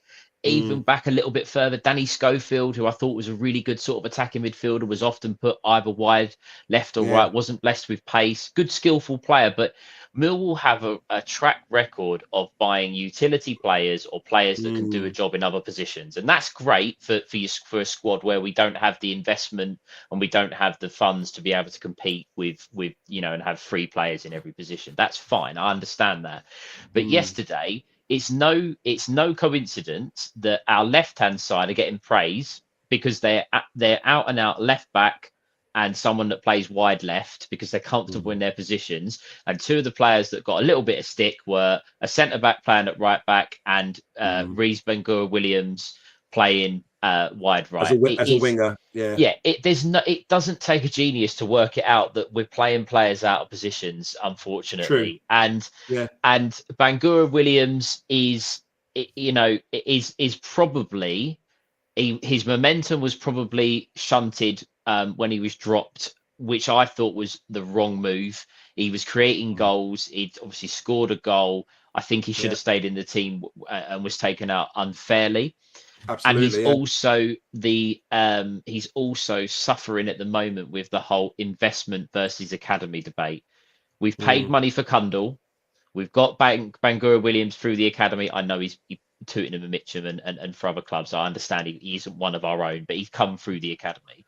Right. So we're looking at are we going down the investment route or are we going down the academy route? And unfortunately, the board are possibly saying to Alex Neil, look, we've spent money on Kundal. He's a number 10. He's what you asked for. He's the one that's got to play. I don't know if that's true. I'm only guessing that there might be pressures at Millwall. We don't spend money on players and they sit on the bench, do they? That doesn't happen. For me, Stephen, though, and I've said before with Honeyman, when he was playing in the 10. He's another one. Yeah, you need, for me, a player that plays in number 10 has to make shit happen. He's either got to get goals or create chances or get assists. You've got to be that player. Honeyman didn't do it very, very, very often. He very, very scored or created much. For me, I see Kundal very similar. Apart from his debut when he scored, what has he done for us in that number 10 role? Let's be honest. Yes, he works hard, puts himself about, picks up the ball, gives a little quick little 1-2 to someone. He's a good player. He is. But for me, and he'll come good. I won't let him off. I know you're not, but for me to play at number 10, you've got to be someone who's going to make something happen. And Bangura Williams for me is that player. Every time he plays that central role, he's making things happen. He's either scoring a goal out of nothing, or he's creating a great pass, or making an assist, or something. And that's what you need. You need that player to not say playing a free role, because number 10 role is a tough role to play in. But when Esse played there, I quite like Esse playing there sometimes, because you know what he's going to do with it, do you, when he gets the ball? And you've got that license to kind of be a bit more creative. And I would much rather see Bangura Williams play in number 10 role, get him off the wing. Like, he's not slow. I mean, people talk about, I think Lions TV mentioned about his pace. Yes, he's not blessed with a Marku's pace, but he's not a winger. He's not built for that kind of play, that position. He needs to play in the middle. He's strong on the ball. He's solid on the ball. You see it against Palace when he came inside. The way he held off their defenders, Guyan, who's like England's national. He's strong on the ball. He's got great vision. He could play link passes. He's got such great feet on him as well. But you've got to play him, to Stephen's point, you've got to play him in their right area. Kramer, another one.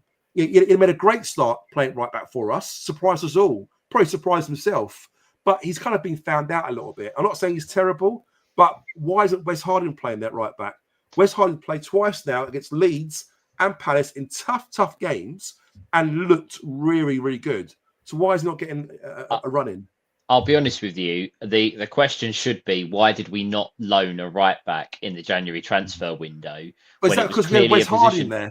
But it would still be the same problem that you're asking a centre back to play at right back. I agree 100%. Over a natural right back, yeah.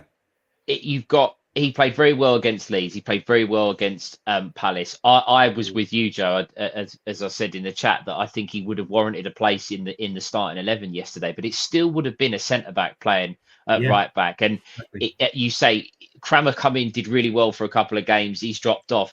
you know, he's saying the new manager bounce. He just signed for a championship club. He probably was desperate to play.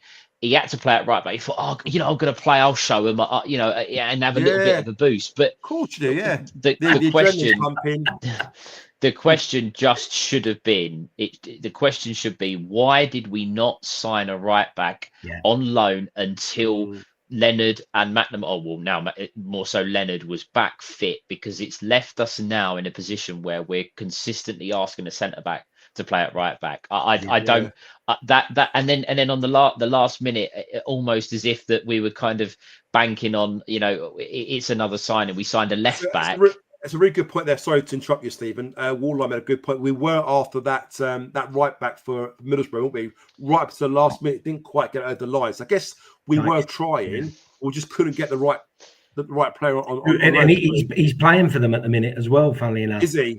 Yeah. I think that was more Borough not wanting to let him go, were they? Yes, 100%. Yeah, they couldn't get somebody apparently. We do business with championship clubs all the time. They're not gonna, you know, the clubs aren't just gonna let their players go without replacements. And if I'm not saying that you're saying this at all, but if the Middlesbrough reserve right back, I know he's playing at the moment, but he wouldn't be if their first choice was available. If the Middlesbrough reserve right back is the only right back on our transfer list, and he's the only one that we're going for, then we've got a little bit of a problem in the recruitment department. For me personally, that's look, we can talk to Abu in the face about the business. The one position we needed to cover, and I don't think we did, and now people are starting to get on Cramer's back, which I think is unfair, because he's 6'4".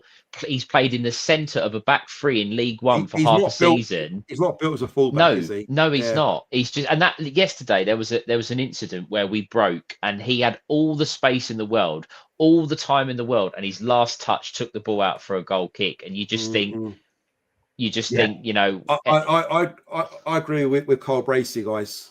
That would be great. That would be great right now. Yeah. Whether he would want to, you know, give, the Genoa, living in Italy, up for living in Bermondsey, is another story, isn't it? But you know, what a player he would be in our club now. I think we need that kind of fullback. Someone's going to get forward, attack, overlap, make things happen. I loved him when we had him. It's a shame he didn't get a run in under Harris, but I guess Harris had to pick a team that he felt was going to get us out of the shit, and he just didn't think that North Cuffy was that sort of player. But again, what a signing he would be if we could get him in the summer. You know, who knows? But I don't know if he's playing. I think just about it. I still think Cramer is doing okay. I don't think he's hugely worse than Wes would be doing. It's an interesting one. If I to win games now, for best results, I'd play Wes at fullback now. However, he's not going to be here at the end of the year, I very much doubt. Cramer is. So do you play your players and bed them in and all that? So Cramer's only 23. I'm not saying Wes is old. I think Wes is only 27, isn't he, I think? Yeah, and he's a great lad and all that. Yeah. So, but it's an awkward one. But Steve Salis in his great interview with Chris. And if anybody on here hasn't watched that, you need to watch that. It's brilliant interview with chaps on there. And he says about, doesn't he, playing players in the right positions. You know, it's like, and a great analogy. You don't go and hire a plumber to come and build you a brick wall. and it's right, isn't it? You know, the guy, you get a fullback to play fullback. You get a centre midfielder to play centre midfield. That goes back to what you've been saying, Joe. Let's play players in position. And Stephen, you're right. We've historically brought in utility players. Rowett was a classic for it, wasn't he? And probably needs must. We had to cut our cloth accordingly then. Yeah. But as we are now, we need to be getting what's our formation and what's the players we need, and let's get the right players and play them in their position. Which leads us to my next question for you, Disco, is, you know, what is Alex Neil's style of football? I think at the beginning when he first came in, he talked about being a high pressing team and, you know, kind of really kind of pushing and playing on the front foot and playing with a high line and getting up and that. And then he kind of mentioned after we kind of got beaten, well, we need to kind of dial it down a little bit and be a little bit more defensive. And at the moment, I don't know what we are. I don't know if we're a high press team, if we're a counter attacking team, because it's not quite making a lot of sense for us, is it, at the moment? No. You can't deny that. I do think we're moving in the right direction. I think there's more good than bad generally, but it's not all good. It still has its like last night, very disappointing. I think for me, watching it, I think I might have put in the group earlier that we seem to be more comfortable on the ball at the back.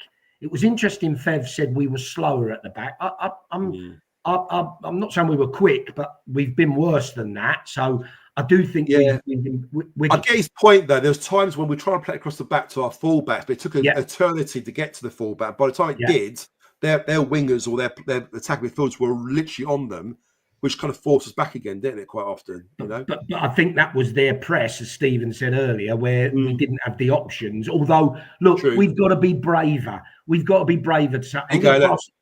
Fevs out there, let's slow the ball base, is what you're saying. Yeah, well, look, we've been worse, in my opinion, Fevs at the back, in terms of slowness and going nowhere.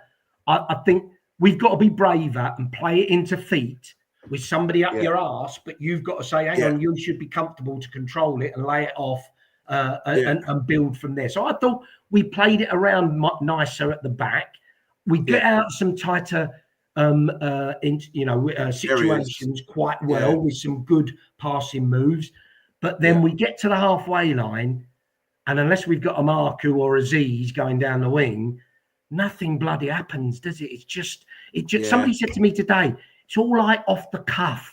It all seems a bit hurried and quick, and the strikers, they'll either hold it too long or get rid of it straight away, first time ball, instead of composure. Let's build something at that end of the pitch rather than at the back. So look, what's Alex Neil's style of football?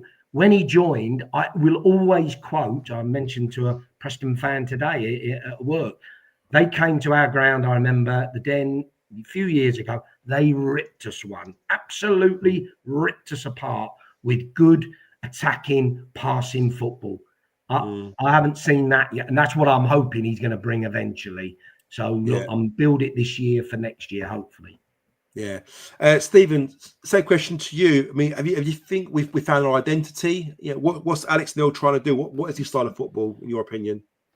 Well, I was having a look at some stats earlier on Alex Neil, and just I'm not going to go through every single one here, but I'm just going to go through a couple. So at Norwich, when he was the Norwich manager, won 45 games, lost 40. Preston 172, lost 71. Sunderland 112, lost 3. So it's obviously there's draws in there as well, but there's not a difference really. There's not a huge difference between the number of wins and the number of losses. So to me, that says that it's a manager that probably doesn't take loads of risks. The games are quite close. It's quite tight, really, because they can go one way or the other. Yeah. I don't think we have a style of football. I'll be honest with you, and I've been saying this since Alex Neil started, and more so obviously the end of the transfer window. Nobody could tell me, including Alex Neil, what our best 11 is if they were all fit. Because if I asked you separately, you'd give me a team. If I asked Disco, he'd give me a team. And I would imagine that most of the time there'd be at least one change in most people's teams. Everybody would have an idea on who they would want in what positions. Yeah. He's also obviously had the January overhaul and the Esse sell and bringing in all these players. I forgive me, I don't know who it was that put the comment. It might have been Carl who said that give him a pre-season. That is absolutely fine. These next few games, I have no issue with him, bedding in some players, trying to find out who's going to be here, who does he like, what does he see in certain players, give him pre-season, and then we'll talk about style of play. But at the moment, it's almost as if he's come in to steady the ship after the Harris debacle and everything that had gone on, and he's done a very good job at that, and you can't knock him. But in terms of a style of play at the moment, I've no idea what he's trying to do. But come the summer, I think we'll be able to answer that question a bit easier. Yeah, no, excellent. And Fevs mentioned there as well. Again, in agreement. Alex Neil at Preston was horrible to play against. 4-2-1-3, very direct. Gets the ball to the opposition half and play from there, which is I'd take that. I'd be happy with that. Spot on. It should suit us. It should certainly suit our fan base as well. I think we like that kind of up and at 'em, don't we, as well? staying yourself, Stephen, we talked about, not knowing our team and who's going to play where, what, and where. I think one player, who is guaranteed to play, I think we all agree that should be in the team, is Casper De Norre. I'm not saying he has to be the first player on the pitch, because there's players that are very influential, like Tanganga and probably Cooper. You could put in that mold as well. But I think Casper De Norre needs to be in that team. The question is, who should play alongside him, Stephen? And have we got a player good enough and adequate enough to play alongside Casper, in your opinion? No, Casper De Norre, look, he's very much divided opinions on people, but this season he has developed into a really good Millwall midfielder. When he first come, and Harris was right to not pick him to start with, because he didn't have the fight, he didn't have that little bit of bite and aggression that you need to play in midfield. But you've got to remember, he's played, obviously, overseas continental football. It's very different to the Championship. You've got to adapt. Oh, and absolutely. Learn your way. Yeah. But he's found that, hasn't he? Yeah, it's not a criticism. 100%. It's just Harris wanted people that were going to run through a brick wall to keep us up last year. And that's why Casper De Norre wasn't picked. He's gone away and gone, hold on a minute, I'll show you. I can do this, and I will do it. Yeah. And he has. And he is one of the first names on the team sheet. To go to your next point, none of our midfielders that we see regularly are good enough to play in a 2 alongside Casper De Norre at the moment. You're right. There was a moment yesterday in the first half. It was about 25 minutes in. Joe Bryan had the ball on the left. Billy Mitchell called for the ball. The ball was given to him, and he turned as if he was going to try and go forward. And he turned into 2 Bristol City players. We lost the ball. They come through. George Saville, his legs are gone. His free kick at the end was one of the worst things I've ever seen on a football pitch. George Honeyman, probably not going to be here, a bit of a utility player. We are crying out for a big, strong, ball-playing midfielder to complement Casper De Norre. I'm not going to talk about him like he's the best player in the world, but he is good at what he does. He just needs a partner. Dan Kelly is the one that people tell me that he's big, he's strong, he's physical. He's the one that maybe will be able to do it. We've just got to see him. We haven't seen much of him to see that. But again, to your point, I think with Casper, I think he's having to become this all-round player. I think he's always been technically gifted. You see him pick up the ball in tight areas. You think, oh my God, he's going to lose it. But he's got a way of picking out a pass and rolling out of problems. He's got the highest interceptions in the Championship, winning the ball back. His tackling is tenacious. He's aggressive. You saw him against Palace. He's playing against international, world-class players, some of them, and he's bossing it with them. He's a very, very good player. But to your point, Stephen, I'm going to go to Disco as well afterwards, that he does need a dance partner, Disco, doesn't he? He needs someone who's going to play alongside him, complement him, perhaps someone who's a bit more taller, a physical player that can allow him to kind of get on the ball a bit more, and not spend too much time off the ball. But would you agree, Disco, that we do need a stronger player alongside Casper at the moment? Yeah, look, 100%. I'm a Billy fan, but I'm a bit. They're just the same. They're very similar, aren't they? There's no sort of. It just doesn't seem like we're imposing ourselves on games. I'll, as I say, I'm not sure. I get your point, Stephen. That's like a big, strong midfielder. Why wouldn't you want that? I genuinely. Why not give Kundal in the run up to the end of the season? Let's see what Kundal can. Not one game. Let's see what he could do. I think he could surprise you because look, he can keep the ball, and that for me is crucial. We just give it away far too cheaply, and I don't think even though he's small in stature, I don't think he'd get rolled over easily. No. I think he can hold his own. But I'd like to see him in there. RBW. People will say it's a bit too early for him. Sod that. Give him some games. Let's see what he can do in there, especially as where we are now. Once we're 100% safe, which we should be, we could try that. You have to ask, what the hell did we do bringing Wintle in? I mean, what a waste of a... It seems like a waste, yeah. Unbelievable, isn't it? And, Massey, what's Massey? Or as you say, Kelly, what is he going to be? Let's have a look at these guys. The other thing I would say is, I mean, Casper can play in, I think they call it the 6, and he could do the 8, and he can also play in the 10. I think his best position, is playing more of an attacking midfielder. I think what we need is someone, he can play deeper, but I think we need someone who can play as more of a holding role, someone who's about 6 foot tall, could win headers, be strong, be physical, and allow Casper to roam and get forward and join him with the attacks and stuff. That's the player we're missing. Not right now because he's a bit older, but a few years ago, Romain Sawyers, who was at Walsall, I think he's probably still floating around now, but I think he played for Brentford. That physical type of midfielder, someone really strong on the ball that can drive you forward a little bit. I don't know. I'm not sure. I do agree. Kundal technically does look a bit of a player. We're not seeing enough of it, but I'm not sure about him in midfield. But to be honest with you, he can't do any worse. Our defenders, right? Our defenders are crying out for midfielders that they can give the ball to get us up the pitch. They're crying out for it. Casper will do it one side. And then you go to the other side, and look, Billy Mitchell's a Millwall boy, and George Saville, he's been one of my favourites for a long time, as it's well known. But honestly, they get the ball, and you just think, please, for the love of God, give it to someone else, because you don't know what you're doing with it, and that's not good enough when we're looking to progress as a team. You've got to have players that can play football. We've got one, we need the second. Absolutely agree. Just moving slightly up the pitch, Stephen. Another concern for me is our attacking sort of disconnection, if you like, between our forwards, whether it be Coburn or Ivanovic. And we've seen quite often that they all try and play them both together. But again, they're still a little bit disjointed. Would you say that Ivanovic and Coburn need a partner? It just seems that not one of them can kind of click quite well with each other at the moment, do they? I think both of them need a partner, but it's not each other. Yeah. Personally, I know that's a bit of an odd thing to say. That they both sort of a big sort of similar, not gangly.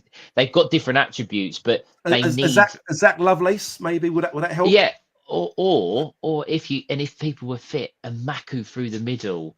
Someone, if you play Coburn, although he doesn't want to play, does he, Macu? No, I understand that, but you've got the likes of, we've had years gone by. We cried out when Tom Bradshaw was up front on his own, needing a partner. Macaulay Langstaff, who seems to have fallen off a cliff. I have no idea what's happened there, but I think he's injured, isn't he, at the moment? Yeah.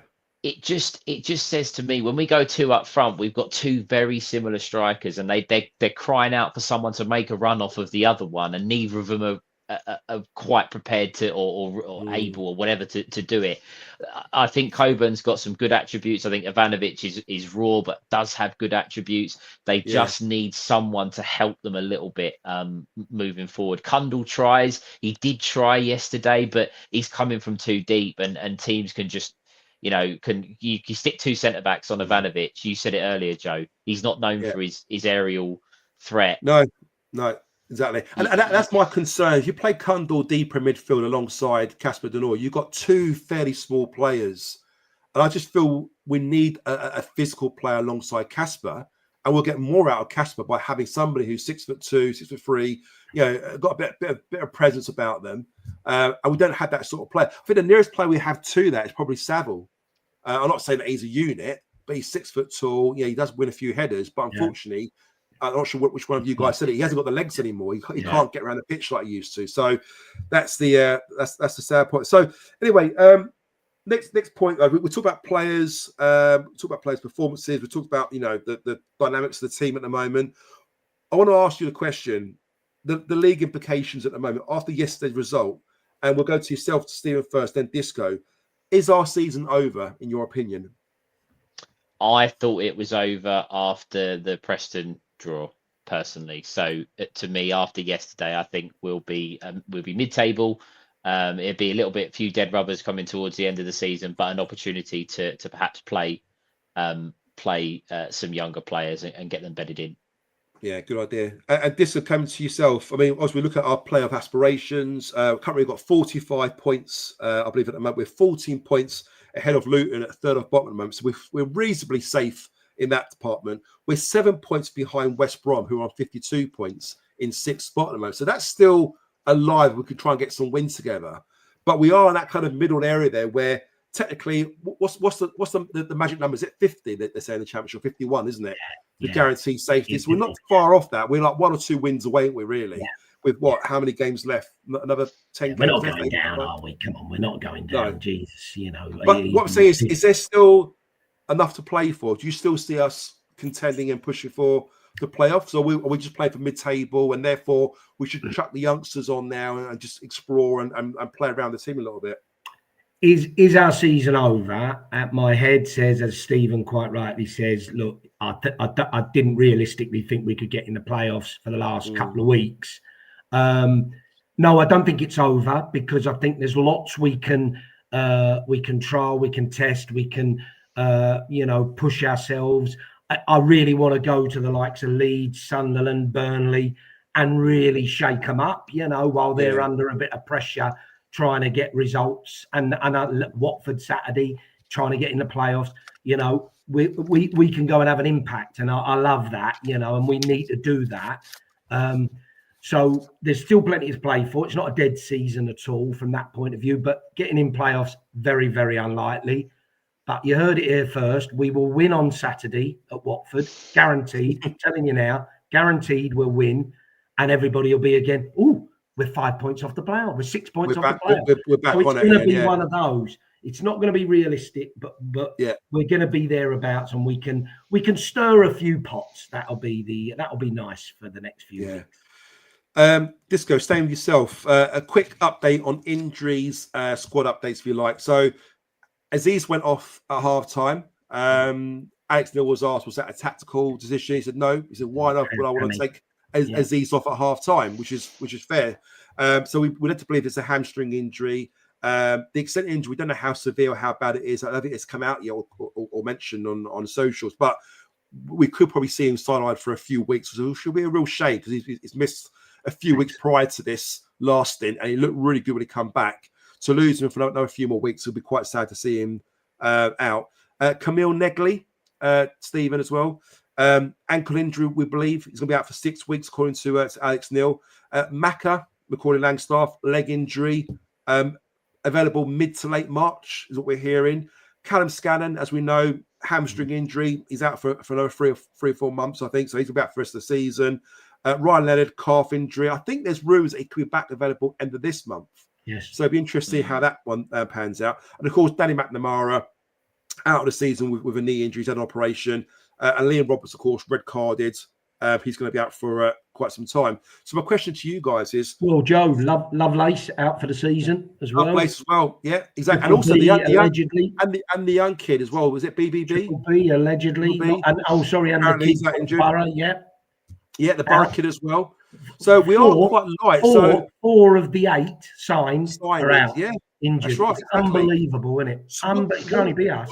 What does that say to our squad depth at the moment? I mean, obviously, with what's happening at the moment, going back to the old question we had about, sticking square pegs into round holes, are we having to do that now because we've got so many key players out? We're having to kind of rotate squads and put players in positions that are not completely comfortable in, but they're having to kind of do a job there in order to give us a balance, Yeah, look, clearly, yes is the answer. Do we look at a change of formation to accommodate that? Possibly. Could be the option. We've still got enough. We've still got enough to go and put a decent team out. Somebody mentioned in the chat there, didn't get on yesterday, Aaron Connolly. I'm surprised he didn't get a run out last night. I think he will on Saturday. So we've still got enough in our locker, but you couldn't make it up, could you? We were all excited. 8 signings, 4 of them are out. It's like unbelievable. It could only happen to us. So really disappointing. And coming to you, Stephen, what's your thoughts on that with the injuries and what players we've got available at the moment? Look, we're obviously having to play players in positions that they might not want to play in, or Alex Neil wants to play them in because of the problems we've got. The new signings, let's face it, our track record with signings and the training ground, as is appalling with record injuries. Negley's was ridiculous. I mean, it was so unlucky that the incident at Palace, and then out for 6 weeks.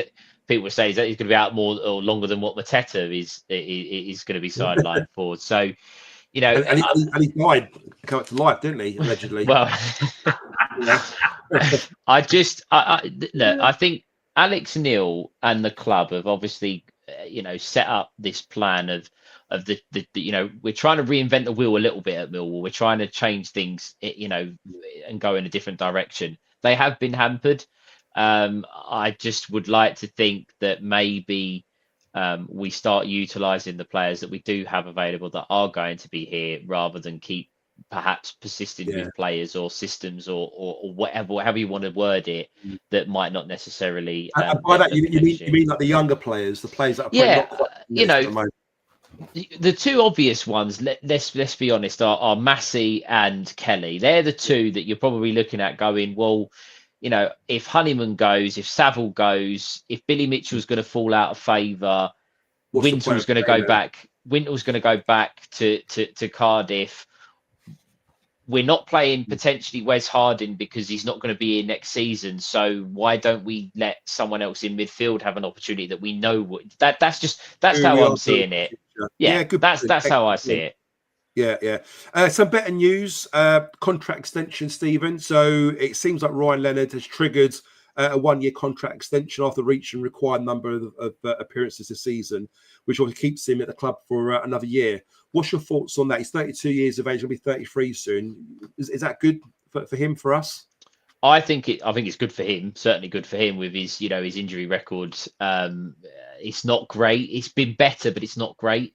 For us, I think it's a good signing on the basis that we're still keeping someone that understands the football club. We don't want maybe 15 of them, but we still need a couple that understand what it takes and have that connection with the fans. He's obviously, I still think he's capable at playing. I think we will strengthen at right back naturally in the summer anyway, so he may not be first choice, but definitely someone that can play in a number of positions. He's he won player of the season last year. For a reason. Yeah, exactly. So I think it's good business for him, and I think it's good business for us, but not necessarily to be a starter. Yeah, no, I agree. And Disco, what's your thoughts on the contract extension for Ryan Leonard? Are you happy with that? Yeah, look, I think he deserves it. First and foremost, he's been a good stalwart for us. I'll stand by. I know people are of the view, even if he was fit at the moment, he wouldn't necessarily play the fullback role, if you like, any better than Kramer or Harding. I disagree. I think we'd be a much stronger side with Leonard at right back right now. All right, attacking maybe not better, but we'd certainly be more solid at the back there. So he deserves it. Just don't think he'll get a lot of football next year necessarily, but as Steve said, I think we need some continuity. Yeah, no, I agree. Before we go to the next point, Alex S just mentioned, I want to bring this up. What do you guys think the club's plans are for Coburn? Yeah. I like him. I've liked him from the minute he walked through the doors. I've been disappointed since he's come back from injury. Doesn't look quite the same player. First half against Palace, I thought he looked well out of it, a bit sluggish and was getting bullied. He battled well, though, didn't he? I was just going to say, came back second half, really started to make an impact. And I actually thought Alex took him off a little bit too early, but I understood in terms of saving him. And then he didn't play him last night, which I would have done, to be honest. I would have started him. So, look, good player. I don't know. Are we going to try and buy him? Are Borough going to let him go? I wouldn't be disappointed if we do buy him. I am still worried about his injury history. Is the thing. He's a decent player. Yeah. Stephen, what's your thoughts on Coburn? Would you sign him if the opportunity was there to sign him in season for a decent price? It's the fee. Yeah. If they were talking about £4 million, no, thank you. You can go back to Middlesbrough with our blessing. Thank you very much for your efforts, and that's that.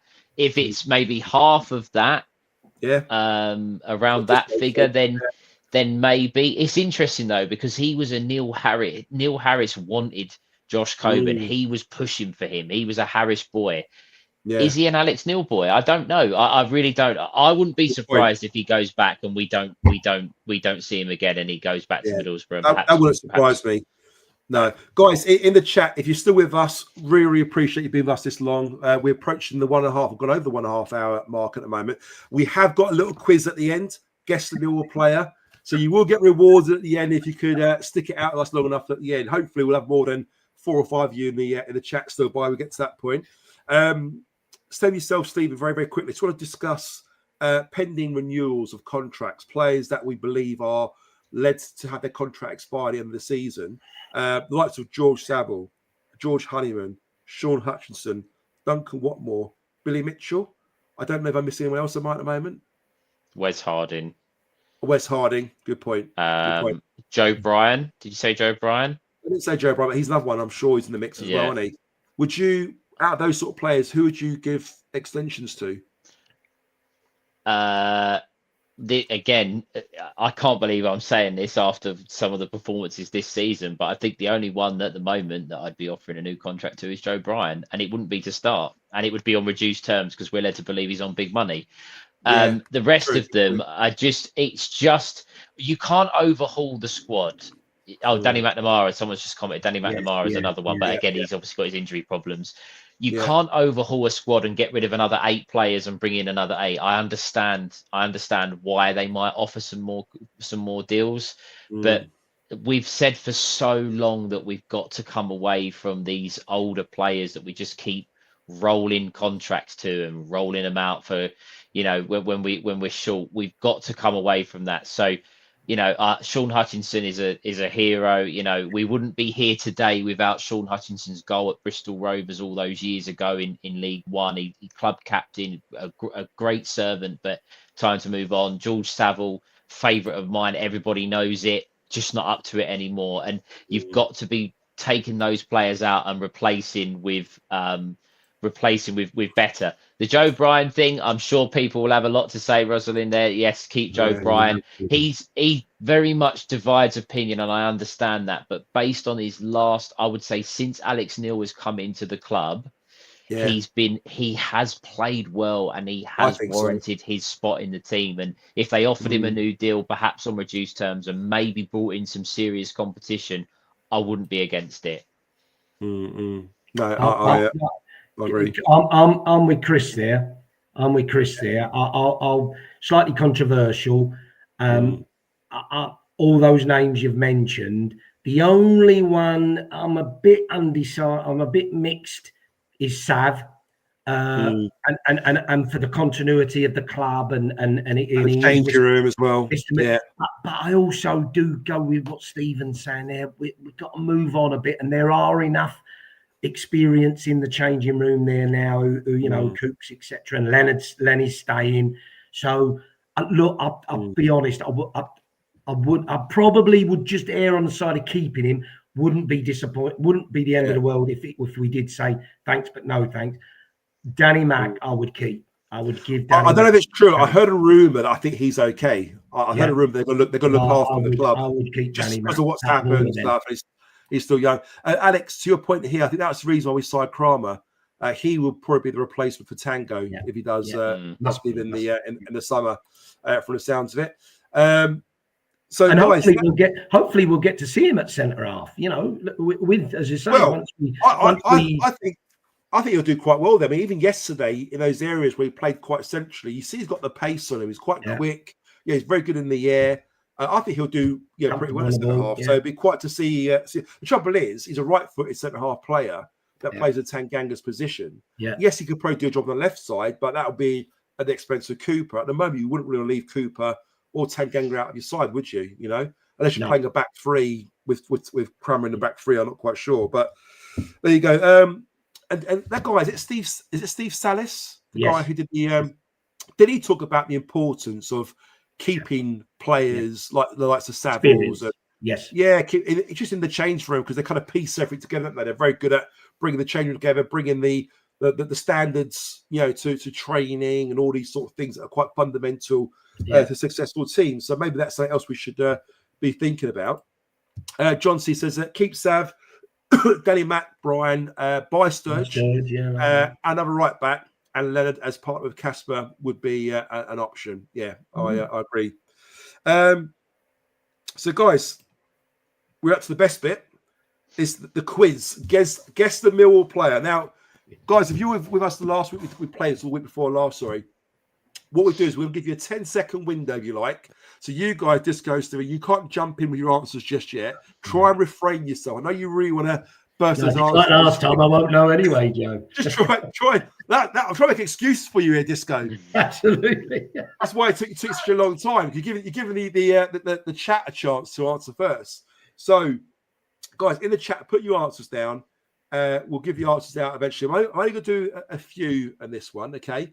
So the first one is on your screen now.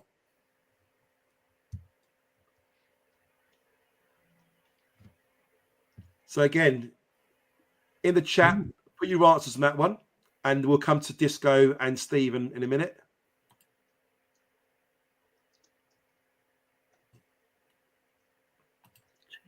Okay, so in the chat, who have we got? We've got Goodman from Alex S, John Goodman from Castle Troy, Webster from Ollie, John Goodman from Wall Lion. Disco Stephen, any ideas? No, Goodman's a good shout. I would have thought. Is he about right? That outside of that, Stephen, no googling. Stephen, no Bromley, googling. Bromley, Austin, Wimbledon. Well, he played for my first game going to Millwall was in 1994, so I feel like I've been a bit shafted with this one. So I don't know. I don't know. You're a baby, weren't you, Stephen, at the time? I was. So I'll be excused from this one. But I'm not sure. Okay. I'm not sure. Goodman was Ireland, was he? Did he play for Ireland, John Goodman? I'm not sure.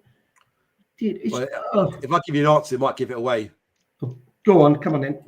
Okay, so the answer was John Goodman. Ah, right. Well done. Yeah. Bloody hell, he was Ireland. Crikey. Well done in the chat. Okay, the second one up on your screen now. In the chat, put your answers in there. Jesus. Ooh. Yeah, that's what they used to call him Elvis, didn't they, John Goodman? Yeah. Any ideas? Played 90 games for Millwall between 1992 and 96. Went on to play for Wimbledon. Yeah, left back. Left back. Could be. I think don't I know. Don't give it away just yet. But I think you're touching on it though, Stephen. Disco, any ideas? No, I don't think people are saying Thatcher. I don't think it's Thatcher, is it? He went to no. Well, there's a lot of people that are wrong, Disco. If it's not Ben Thatcher. Is it Thatcher? No, he didn't play for Tottenham, did he? He did. Yeah. I think he did. Yeah. Wow. The answer is Ben Thatcher. Well done, that. guys in the chat. Well done. Bloody hell. Actually, he was quoted. Dirty Ben. He was quoted this week. His horror tackle. And that Mendes. And that there was that was with intent, whereas Liam Robertson, no way was with intent. Absolutely. Yeah. Okay. One more, guys, in the chat. Guess this one. This is gonna be a whole. I don't know. We'll see. I'm shit at this. Oh. Now this is your time, Stephen. You must know this one. Plymouth.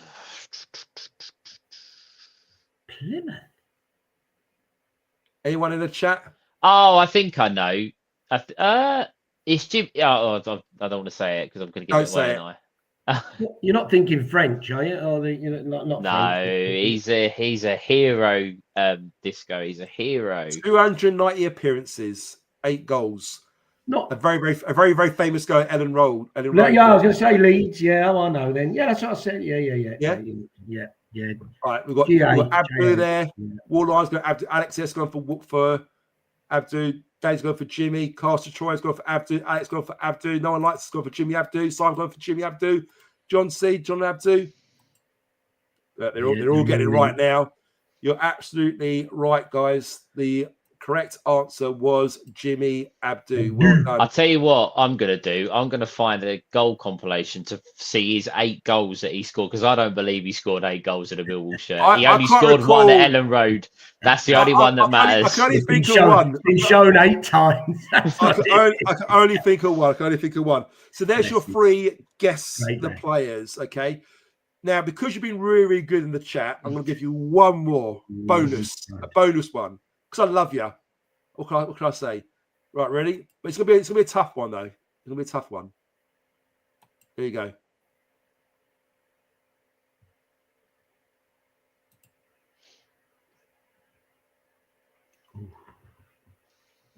I love Alex comment here. Only 7 more goals than you, Joe.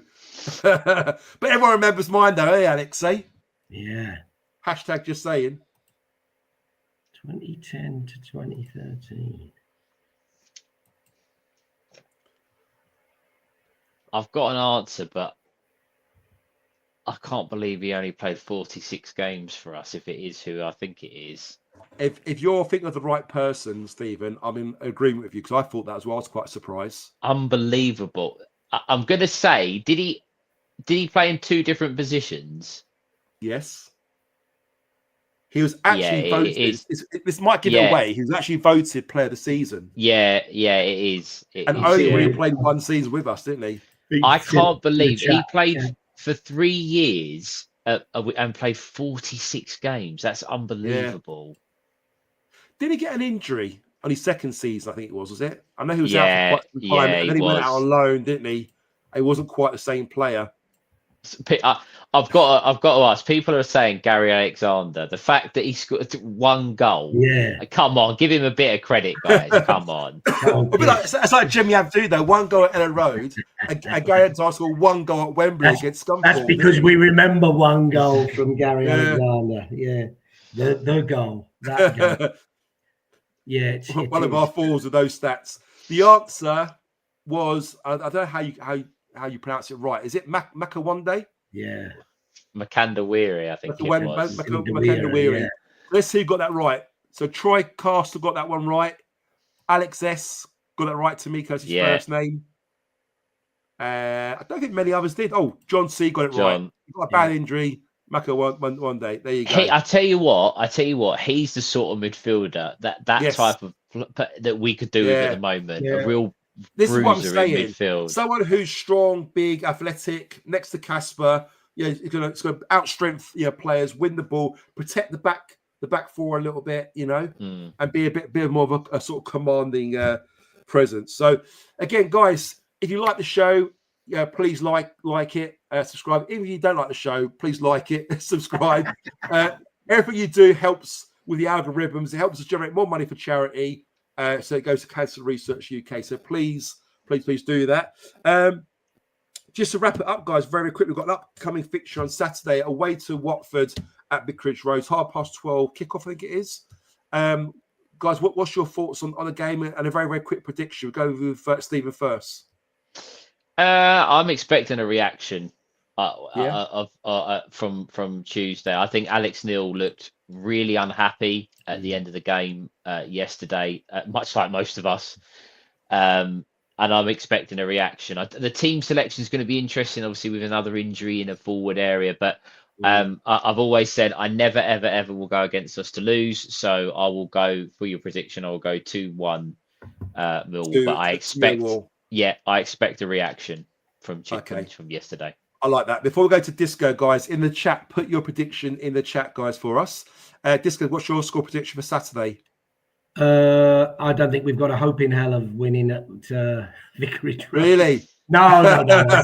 I said before, didn't I? I'm really, seriously, really confident. There's a couple of reasons. One, as you say, the reaction. Good point, Stephen. We didn't say he was fucking furious, Alex Neil, last night. It was the most emotional I've seen him, and he held it back. But you could tell he was really pissed off, and he was saying, "If I have to teach people how to head a ball, then we've got problems." In that direction, he was saying, weren't he? He wasn't impressed. So that, plus, I always go on. We don't have a bad record there. We can lose, but we can get a result. So that's important. It's not like a Norwich where you never win. So everybody's going 2-1, which I would have gone for, but I'm going to put my balls on the block. I'm going to go 3-1, and we're going to win comfortably. Really? 3-1 away? Yep. Bloody, that would be a surprise. Our mate Fevs is saying 2-1 Watford. Sorry, don't worry, Fevs. But you've been quite kind to us there. I think it could be a lot worse. I'm not feeling so optimistic. I'm going with Alex S. I'm going to go with 2-2 like Alex S. I think, was it 2-2 last time we played up there last week? They scored really late. Really late. That's right. Centre forward, wasn't it? Reykjavik or whatever his name was. Big Wes scored and did the Ronaldo celebration in the corner, didn't he? He did. There you go. Maybe it's a sign. Maybe Wes needs to play. He scored last time. He scored the Ronaldo celebration, didn't he? So maybe he's got he's got to be picked to start. I like to see Wes started over. Well, Kramer. it almost sounds a bit stupid, but it'll be quite interesting, his team selection. And I think his team selection, this is a stupid comment, show you that he wants to win the game. But you get what I mean? I think he's going to throw out the book. I think, as we said earlier, Alex has been a little bit, not subservient to the club. I think he's gone along with the club that we need to invest in our players and people that are on the contract and are going to be here for the long term. I think he'll say, I'm going to pick a team to win. And I wouldn't be surprised if Wes is fullback, to be honest. Not because Kramer is no good. I think he just wants to go and win the game, you know. And and go for it. You know, like I said, I think we're quite safe. Okay, we're not safe mathematically at the moment, but I think we've got enough games to play where we can kind of go a little bit more attacking, go for it, and hopefully win a few convincingly. So better away from home at the moment. Our home form's not good. Well, that's it. It's unusual because under Harris was the other way around, weren't it? We had a really good home form, not so good away from home, sadly. So guys, that's pretty much yes. So just to summarise the main points we discussed today was we touched on the Palace game very loosely. We talked about the Bristol City game. Want to thank Fevs for coming on again. Fevs, if you're still in the chat, thank you so much for coming on, mate. Really enjoyed having you on us with us as well. We talked about the current squad, the future, the current players, availability. We looked at injured players, contracts, renewed, etc. So lots to discuss. So I really enjoyed it. Disco, anything you want to say before we wrap up? No, look, thanks for everybody for coming on. It's always great, and having all the comments. And look, please like and subscribe, as you say, Joe. It's a great cause we're doing this for. It's been a funny old week, innit? Full of optimism, and then we've had 2 defeats. All the bloody media circus around Liam Roberts. I just hope we really bounce back at the weekend, which I think we've got it in us, despite the injuries. To go and have a really good win and get everybody up again and getting overexcited at the fact that we might get in the playoffs. But let's just finish the season, and rattle a few feathers along the way would be good for me. Yeah. No, Chris. Sorry, I'm just laughing at Chris's comment there. the podcast whore. He'll be cool, won't he? He's going to be hanging around here for some time. I'm pretty sure, aren't you, Stephen? Well, after disagreeing with you on virtually every point, I don't think you'll be inviting me back on anytime soon, Joe. But I don't think you agreed at every point. I think there's been a little bit of a debate at times, isn't there? No, I think I appreciate coming on. Talking Millwall and the comments. I always say, I've said it from day one, that some of your guys would have seen me obviously before. I find it amazing that people take their time to listen to us, whether it's live, whether it's recorded in the car, whatever the case may be. So I appreciate that you've had me on, appreciate the comments. It's nice to read some of them that have come through. As always, with Millwall fans doing it for a good cause, obviously cancer research, and B, because we just want the club to be as good as it can be. And that's why we love doing it. Absolutely. I couldn't say it any better myself. And Alex, just to your point there, mate, as long as there's not a game on, we'll be doing a live on a Tuesday. Either I'm going to be here or Disco or even Stephen or whoever it is, Angelo, Paul, Ben, Jesper, George. I miss anyone? Dan Marsh? Yeah, you missed Chris. Chris, yeah. Unless Chris is on a holiday, of course, then he'll be there as well. So always choose at 8 p.m. unless there's a game on, or I don't know, there's something that we can't do. But again, guys in the chat, thank you so much for being with us week in, week out. The usual names come up on the chat. You know who you are. We really do appreciate it, guys, and we love having you with us on our live show. So that's all from myself. That's all from the guys. Thank you so much for being with us again. We've touching at the 2-hour mark, so it's been incredible. It doesn't feel like 2 hours. It does go quite quickly, I must say. So we covered a lot of information on. I love this comment here from Dave Fevs. Pleasure, great pod, much better than Chris and Ben. Screen grab it. Take a screenshot. Yes. Let's do that one quick before it goes. Maybe we can get you guys pointing down. So let's put a point down. There you go. I'll put that on the group chat afterwards. Cheers for that, Fevs. Guys, Have a great week, guys. If you're going Saturday, enjoy the game. I'm going to go. You going to go, Stephen? I am there, yeah. Yeah, I'm going to be there. Disco, I don't think you're going to manage. No, I'm Leeds on next Wednesday, though. I'll be Brilliant. here next Wednesday. Excellent. Guys, look, that's all from us. Thank you so much again for being with us. Have a great rest of the night. Have a good week, and we'll see you soon. All the best. Hi, it's Steve Morrison here, and you're listening to Chat with Chaps, chatting Millwall, come rain or shine.